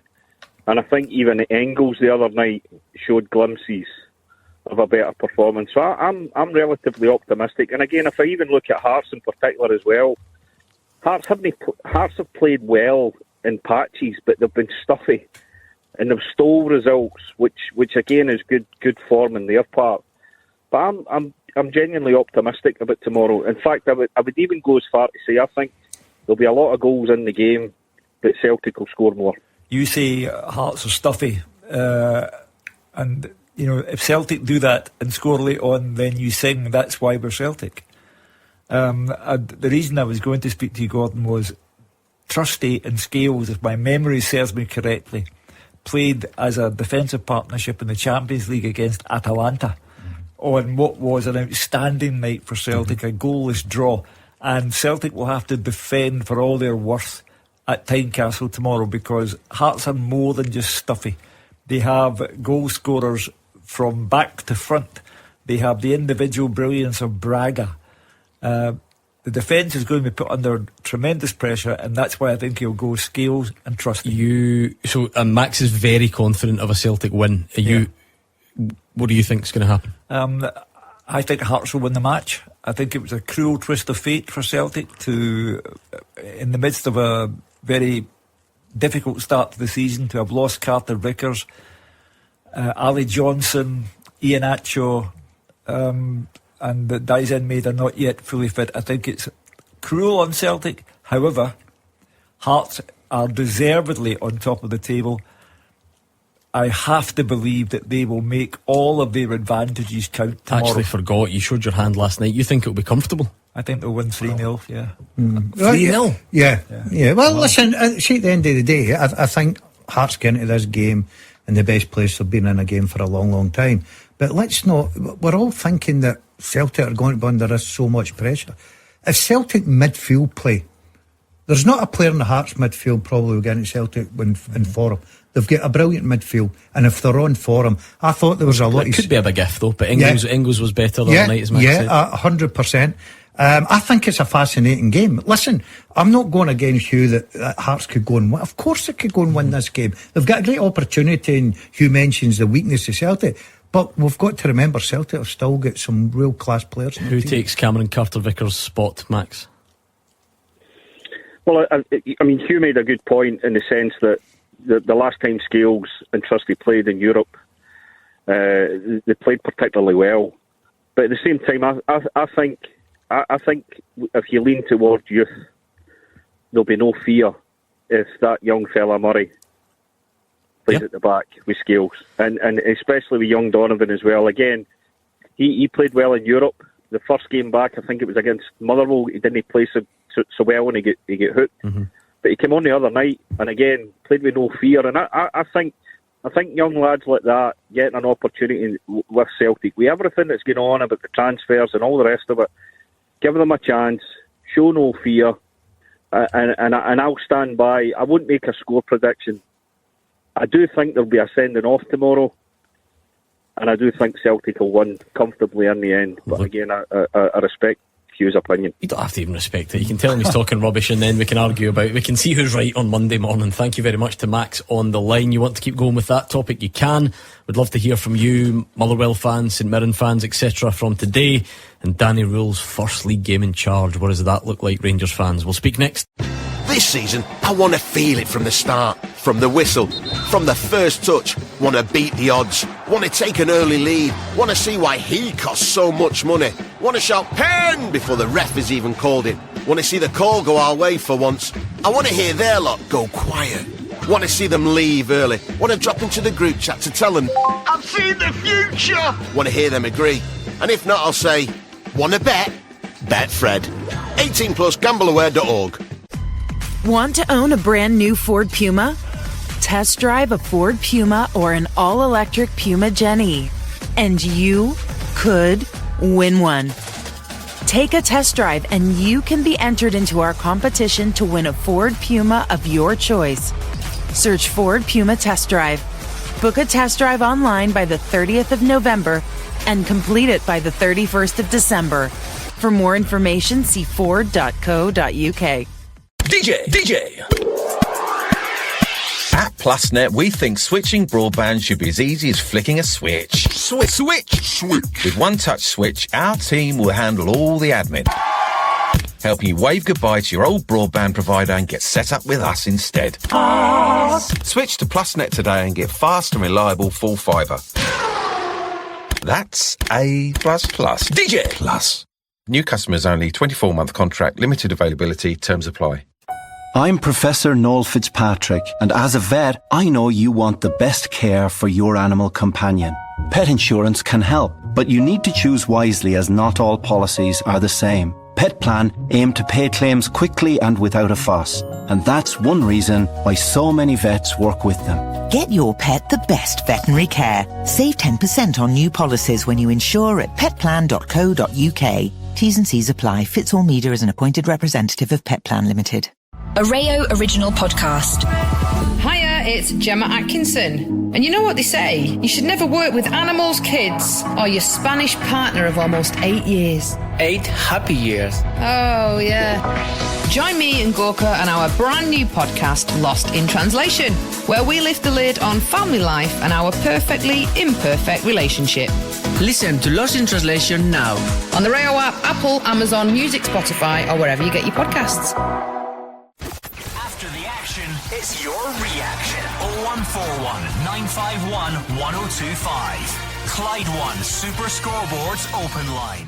Hugh Keevins, Cammy Bell, Gordon Dalziel here to take your reaction to today's football, or look forward to tomorrow's football, or something else entirely. You get to decide. That is the beauty of it. We're here until just before 6 o'clock, so let's not hang around. Get your calls in. A healthy debate so far. Hugh Keevins says Celtic will lose 3-0 tomorrow. Max on the line just politely disagreed. It's been very amicable so far, but of course we're debating who should play as well, and who should take Carter Vickers' spot and who starts up front. We don't quite know if Daisen Maeda makes it. I think it's going to be a no, but you wouldn't be surprised. You have to be careful with Maeda, because Alistair Johnson was perhaps brought back too early, pulled up. There's a Rangers game in the Cup a week tomorrow, and I think Brendan Rodgers might, at the back of his mind, think, I'll be careful with Daisen because I'll need him against Rangers. Tomorrow could be more important. Yeah. How you view these things. Yeah, 8 points could be the difference. Still a lot of football to be played. I wouldn't say that Hearts were going to go and win the league, but they put themselves in a brilliant position, Hearts. They're in a good place, they really are. It will be an interesting one to see. I don't think that I agree with you if it's the least, if say it's 70-75%, I don't think they'll go with it. I think there's too many important games coming up. Alistair Johnson unlucky the other night there, come back after how many weeks was that, about 10 or something, and then all of a sudden he's out for a long term again. So no, I don't see Celtic rushing it, but you never know. It may be that 100% that they play him. We don't actually know the full extent of Johnson or Iheanacho, and as much as everyone's looking forward to the game, kind of looking forward to Brendan Rodgers' pre-match interview on Sky, because I'm sure that'll be one of the questions, and that's good. If that's bad news times two on top of Carter Vickers, it could be quite something. But anyway, we've got Danny Rule's first league game in charge of Rangers as well, so let's check in with Hugh. Another Hugh, this one's in Stonehouse. What are you thinking ahead of tomorrow, Hugh? I don't know where we're going to get a victory. First of all, panel, thanks for taking my call. Pleasure. First time buyer. First time caller. Listen, I like that. Hugh, I quite like that. I was happy to just let you roll with that. Well, I'm not repeating it. I joke with my friends. My dad took me to Ibrox at 8 years of age and forgot to come back for me. I'm now 75 years of age, and I don't miss many games at all, and I'm watching one of the worst pool of Rangers players for many a long day. No fight, no leader, very little skill, and too slow. At least when we were in the lower leagues with people that wanted to win and had a desire and fight about them. And it's all right saying that we can buy in January. There are no big buys in January anywhere. So where do we go from here? I love the notion that Hugh has waited till he's 75 and he's now finally angry enough at the team to phone in. It's taken him all this time. That the first bit where he kicked it off probably speaks to quite a lot of Rangers fans. It doesn't. They won't really feel confident of getting wins anywhere at the moment. That's quite alarming, isn't it? I heard you speak earlier, Gordon, about the nature of the fixture, Kilmarnock at Ibrox, and I'm thinking, and I understand my namesake and also my fellow 75-year-old, I understand that when he and I were younger, Rangers against Kilmarnock, he simply would not be having the conversation. It would be assumed that Rangers would win that match. But the progress of this season has been such. 1 league win, on to their second head coach, and we're not out of October yet.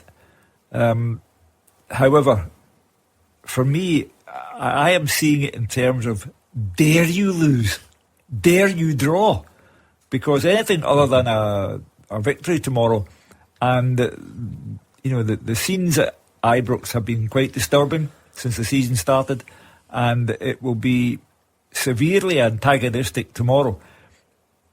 Rangers dare not lose or draw the match. I know what Hugh means, but unfortunately the need to win it doesn't necessarily improve your chances of. There have been loads of games they've needed to win this season. Yeah. Listen, when you're at Rangers, you need to win every game, and you should understand that when you sign for the club and the expectations that are there. And if you don't win a game, you've got to deal with the consequences, which are the fans' frustration and the noise that comes with it from the press, the media, everyone. So scrutinised when you lose a game at Rangers, but they've done it.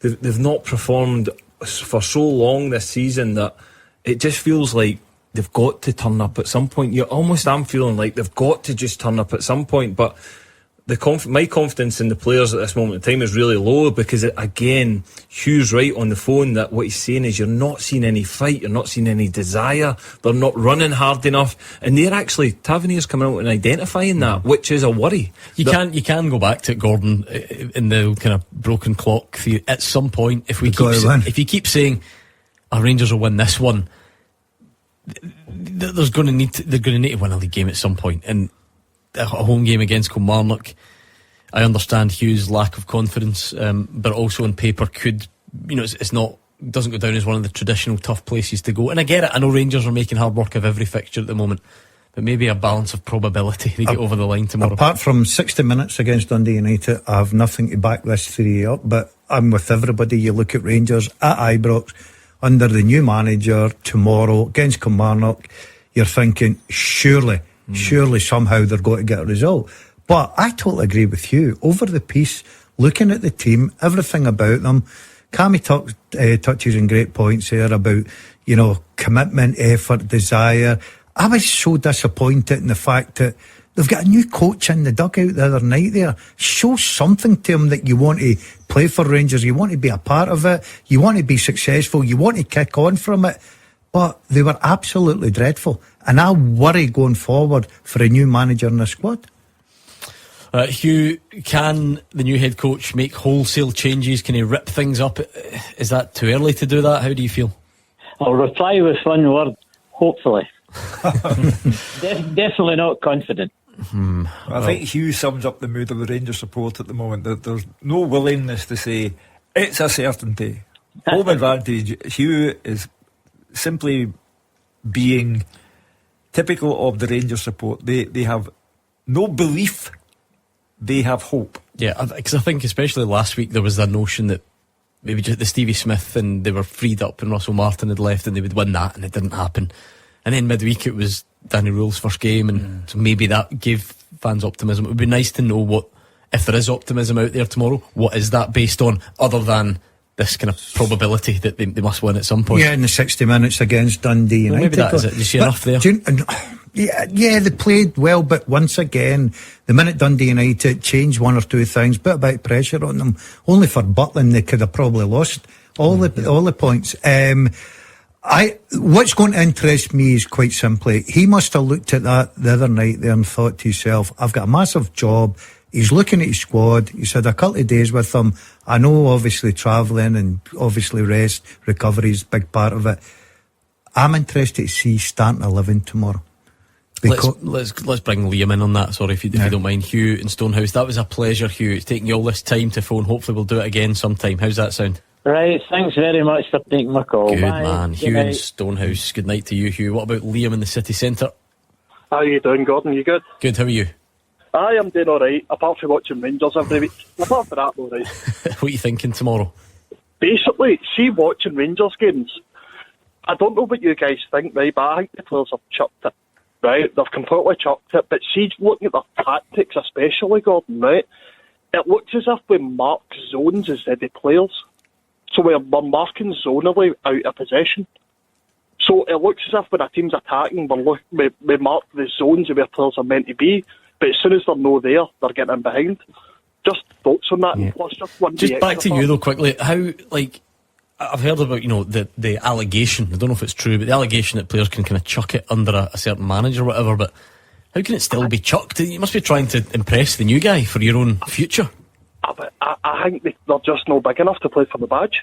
Yeah, that's maybe a different thing though, in terms of... It is a different thing. What do you think, Hugh? Is there I think it's a very mentality difficult. thing there? Yeah, clearly, they had Russell Martin out the door in 17 games. Danny Rule takes over at 2 days' notice, plays a European tie, gets another 2 days to prepare for his first home game at Ibrox. So it's difficult. He's not having time to fully get across his ideas.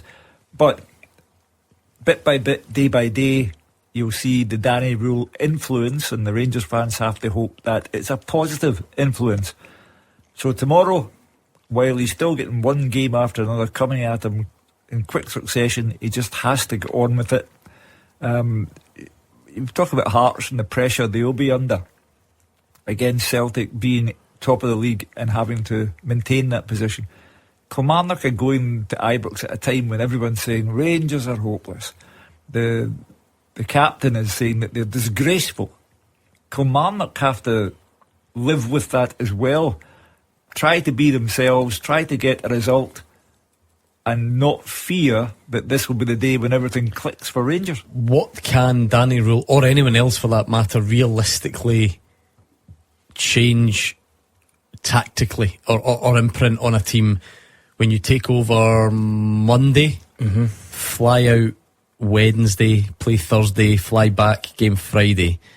What's the expectation on him? It's really difficult because he's not had a lot of time on the training pitch. What I think he can do is put expectations of intensity, energy levels he wants to see on the pitch. And again, whether he done that on Thursday and they've not shown that, I think we'll see tomorrow in his team selection. Because was he happy with the players that he put on the pitch and what they produced on the night? Absolutely not. So again, all he can do is possibly give somebody else the opportunity to go and follow instructions. And simple instructions for me is run hard, run fast, work really hard during the game, do things at a pace and an intensity. And Rangers aren't doing that at the moment. They're making it easy for oppositions. For me, when I watch them, they make it easy for teams. Yes, they're fragile, but they still lack that energy. I don't see them running back hard to get a tackle in and make it difficult for the opposition to score. And for me, that's the basics. They've got to do that. They've got to get back to basics and try and build sort of some confidence within the team. That's a big worry for me. I think Cammy's absolutely 100% spot on. You need that commitment. You need the desire first and foremost. Listen, tactics, formations, everything will change in the coming weeks. But just now, it's just a case of saying, right, what is my best 11 to go and get a result tomorrow? And that's why I said he must have some big doubts in his mind after watching that performance on Thursday night. It'll certainly not be the same starting 11. It's how many changes he's got to make. Do you think the manager, head coach, can make big changes, Liam? Do you think he will? Do you think he should? He should, but my issue is, right, we've got a guy that came in for Peterborough for about £3 million, and he can't even get a look in at the back. So, do you go with Jiga, who I would even start for the Nigerian Super League, like a team there? He'd be benched. You've got John Souttar, right, I'm not going to deny his qualities to Scotland. He's been brilliant for Scotland, but with Rangers on a high line, it doesn't suit him. So who else can we put in? Because if we play Cornelius and Fernandes, we need to play Magoma. Magoma's a young guy, but unfortunately he's not got the quality. So defence, I don't know where we go. Genuinely. What are the ones that are more obvious that could happen tomorrow? Your centre half. Jiga, for me. Well, who plays there though? Fine. Cornelius. Any better? Probably not. By the way, I think I totally agree with Liam, right? I've said it for weeks. I watched John Souttar in the Scotland trip and I think he's brilliant. Yep. I watch him in the Rangers trip and he just looks a different player for me. Look, you seen the goal the other night there, and Tavernier got a bit of a stick for it down the right with his right hand side. But there was more than just Tavernier. And you're talking about desire. Raskin, for me, the golden boy at Ibrox, all of a sudden he just switches off. No desire to go in there and try and help out a teammate. The left back, reported missing. He was in the field. They were all over the place. They've got a problem at the back because they're easy to score against. Yeah, it's so easy. There's huge gaps. There's a lack of communication. And you're right. But again, it probably reflects back to it, just that desire to work hard and make it difficult for the opposition. And see, if they're to score a goal, it's got to be a worldie. You don't gift them goals. And Rangers have been gifting teams goals all season, so they need to get back to basics. The fascination for me is up front. All day long, if my professional life depended on it, I start with Bojan Majovski. But when Danny Rule went over to Norway, he put in Yusuf Chermiti. Now, I said to you last night, Gordon, that shows an independence of thought. Do you abandon your own independence of thought after one game and say, right, I got that wrong, put him back out and put Majovski in? That's the fascination for me, because if Chermiti has a bad game at Ibrox tomorrow, there will be pandemonium. I don't think Majovski's lighting up the place, to be honest with you as well. No, but he's a better chance. The only thing I will say to you, Hugh, is Majovski's got to look. Everybody touches on how he played and the goals he scored at Aberdeen. It was Aberdeen played in behind. Right. His running power was good. He caused defences so many problems. Rangers don't play that way. Rangers play in front of everybody. They play that slow football as well, especially when Russell Martin was there. I'll be interested to see how the new manager develops that. But if you're going to play Majovski and you're going to play his strength, you've got to play in behind and let him cause problems. Thank you to Liam. We're taking your calls on tomorrow's action, previewing that stuff. What about today as well? Motherwell fans, how much did you need that win? St Mirren fans, Stephen Robinson's not too happy with some of the officiating as you go down 3-1 at Tannadice. Keep the calls coming in and we will speak to you next. It's Clyde One Super Scoreboard's open line 0141 951 1025. We're into the final parts of tonight's Clyde One Super Scoreboard. You can still squeeze in a call though, 0141 951 1025. Tweet us at Clyde SSB, and it's really up to you. Looking back on today's action or ahead of tomorrow. Any Hearts fans out there? Might be nice to hear from you, Hugh. No, I'll get one in here. Hugh Keevins thinks you're going to win 3-0. I don't know if that's enough to ruin your afternoon or not. Get in touch. Let's hear a bit from some of today's managers then. Motherwell leaving it late, getting a win, a vital win at Livingston. Let's hear from the Motherwell boss, Jens Bertel Askew. The way we started the game, pleased with that. First 15-20 minutes or so, good dominance, good control. Then we start to make a few mistakes here and there. They get into the game. They get a penalty from a situation that should never result in a penalty, and suddenly they get on their front foot. We start to stress a little bit, and we don't find the level we want in possession for a big part of the game, especially first half. So we had to turn up the decibel a little bit at halftime to make sure everyone understood what was needed to turn the game around. And I think everyone really did their best to try and do that. It wasn't flawless in the second half by far. They had their moments as well where they could have decided the game to their advantage. They weren't able to take it due to also very good goalkeeping today from Colin Ward at times. And then we did just enough at the end and produced just enough quality after some really tight calls that didn't go our way, and when we just stepped up and delivered even more. And big credit to everyone. How big a win was that for Motherwell? Huge. Yeah, because we were, well, I was putting forward the doomsday scenario that if Motherwell lost to Livy today and Hibs beat Aberdeen, then Motherwell would go bottom of the league. Or Aberdeen beat Hibs, sorry. So it was a big win, and he needed that. There's a big job coming for him, isn't there? Really, Yeah, you'll have him. Barcelona. So, he'll be the next Rangers manager. Exactly. Give it another couple of weeks, Hugh. But I've got to say, I liked his interview there. He sounds like he went into the dressing room at half time and had a few strong words. Turned the decibel. I like that. I like that. And he's obviously got his reward for it. I thought you were going to say he went into the dressing room at half time and had a few. Yeah, well, he probably after watching that first half. But look, I totally agree with you. I think we were all looking at the same scenario, thinking, oh, well, if Livingston beat them, Aberdeen, all of a sudden this great football, Motherwell fans loving it, bottom of the league. But great 3 points this afternoon. Yeah, massive 3 points. And again, just the way the game went and how they handled the situation of it. And listen, we spoke about they're probably one of the best teams that play the best brand of football, but they've not had the results. And they get the rewards today with a late goal. And I just feel like, said it before, that late goal is so important for the players. When you go in the changing room after scoring a late winner, just the feeling, the feel-good factor, and they'll be able to carry that into next week, so it's massive. Let's speak to Kenny, who's a Hearts fan. Kenny, I've got bad news for you. Hugh Keevins thinks you'll win 3-0. I don't know how that makes you feel. Are you confident in your own right tomorrow? Quietly confident, thank you, Hugh. I keep thinking when he keeps saying about Hearts that he's been on the wine, or Lady Keevins is on the verge of throwing him out for his predictions. Both. No, listen, I'm absolutely, you know me guys, me and the kids go to every game home and away, but we're actually missing tomorrow. I'm gutted. My daughter's playing down at Dunbar, 11 o'clock kick-off, 3 games away from winning the league, and my son's boxing at Ravenscraig in the final, so...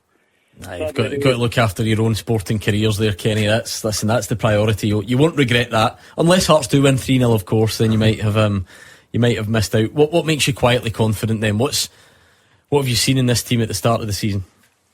Just afternoon to you all guys anyways. Gordon, just for the arrival of Tony Bloom, you know, I mean, we had the disaster last season. It wasn't good. It was every time we brought in a player, we put them straight in, they got injured, they were out. But, you know, it was just a bad season last season, unfortunately for like Neil Critchley and for us fans watching the game. But this season has been it's like night and day. You know, it's just completely changed. Derek McInnes in, fantastic manager. Tony Bloom's input, and obviously the Hearts fans and the Hearts team. I think is amazing for Scottish football. To be honest, guys. Yeah, it has to be good. Simply to enliven things, Kenny. You know, it's 40 years since Sir Alec won the league with Aberdeen, and the Old Firm have taken care of it for the last 4 decades.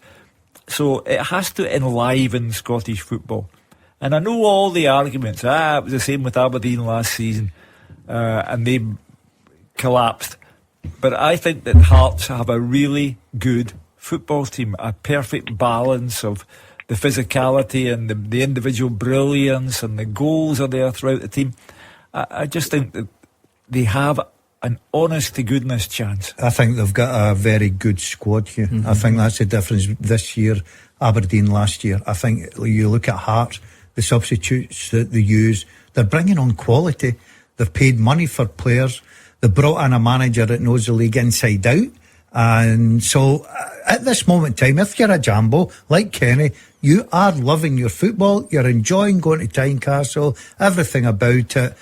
I keep saying I cannot wait for this game tomorrow. I think it'll be a cracker. It's going to be a brilliant game. I think the difference between the Aberdeen last season and Hearts is Derek McInnes. I think he knows the Scottish League. He'll not panic. If things go wrong tomorrow, he won't panic as well. He'll just continue, because you're right, Daz, they've got a brilliant squad. They've got a lot of good players, and I think they've recruited really well during the summer. Finlay at the back for me was a key player that they've got in. They've got a really good relationship between him and Halkett, which has built a great foundation for them to build on going forward. So they're in a good place at this moment in time, and they'll be looking forward to tomorrow. Go on, Kenny, give us your own score prediction. You going as far as Hugh? Say 4-0. We all remember Harry Cochrane and big Kyle Lafferty that day. My daughter actually says to me that morning, Hearts are going to win 4-0. I'm not a betting man. I wish I'd went up to the bookies and said 4-0. I'd have won a fortune, but I'm not a betting man. But I'm feeling, as I said, quietly confident, as the guys are saying there, that the Hearts team, you know, we've got, when we take somebody off now, we're actually bringing quality on, whereas last year we were, oh no, it's him back on. The team is looking strong throughout, the whole squad. Yeah, be interesting to see, because like all you need is Claudio Braga is getting a lot of headlines and he's scoring goals. Kizaridis is lighting up as well. What a platform for these guys, Because to dig a bit deeper than just tomorrow, this is it. This is the model. Go and pluck a guy from the bottom half in Slovakia, get someone from the second division in Norway, and obviously try and get you results, but perform on this stage. The amount of eyeballs that will be in this game, a challenge for them to go and Yeah, a big platform, big games. These are games they'll be excited about. But what's happened was the fact that these guys have come in, they brought something different. You look at, I'll give you a player that I was never a great fan of. I've watched him lately. He's been absolutely brilliant. Devil in the middle of the park. And that comes from the confidence and the players round about him. Can I say one last thing about the fixture, Gordon? Go on then.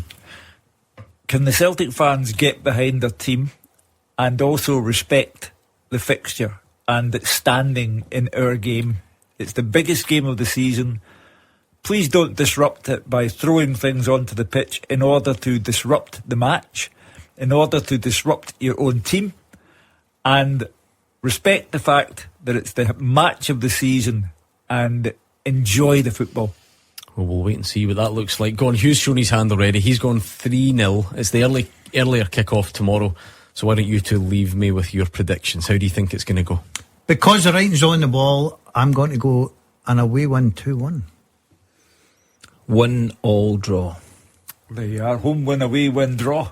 It's a nice spread. It is a nice spread in here. One thing's for certain, it should be blockbuster. We can't always promise a high quality game, but surely with everything that's at stake, the talking points, even when those team lineups come out tomorrow, there's going to be a lot of intrigue. When Brendan Rodgers does his pre-match interview on Sky and maybe updates things on Iheanacho and Maeda and Johnson, intrigue from the moment you wake up tomorrow. The good thing is the guys have got you covered. Andrew McLean will be here tomorrow as well, reacting to a massive day across the Scottish Premiership. Of course, the top of the table clash might well be the game of the day, but we've got the small matter of Danny Rule's first league game in charge of Rangers, and can Aberdeen bounce back from a 6-0 hammering in Athens? Today was good. The weekend is up and running. It is nowhere near done yet, so enjoy your Saturday night. The GBX is up next, and enjoy whatever the football brings tomorrow.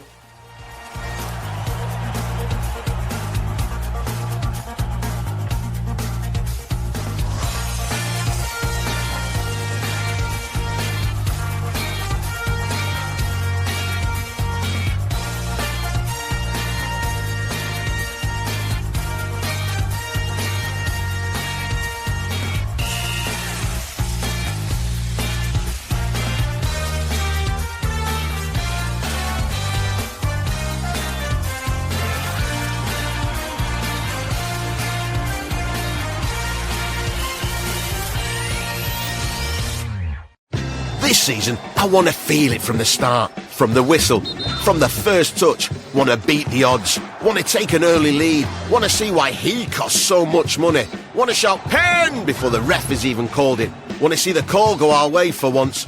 I want to hear their lot go quiet, want to see them leave early, want to drop into the group chat to tell them I've seen the future, want to hear them agree, and if not I'll say, want to bet? Bet Fred. 18 plus, gambleaware.org. DJ.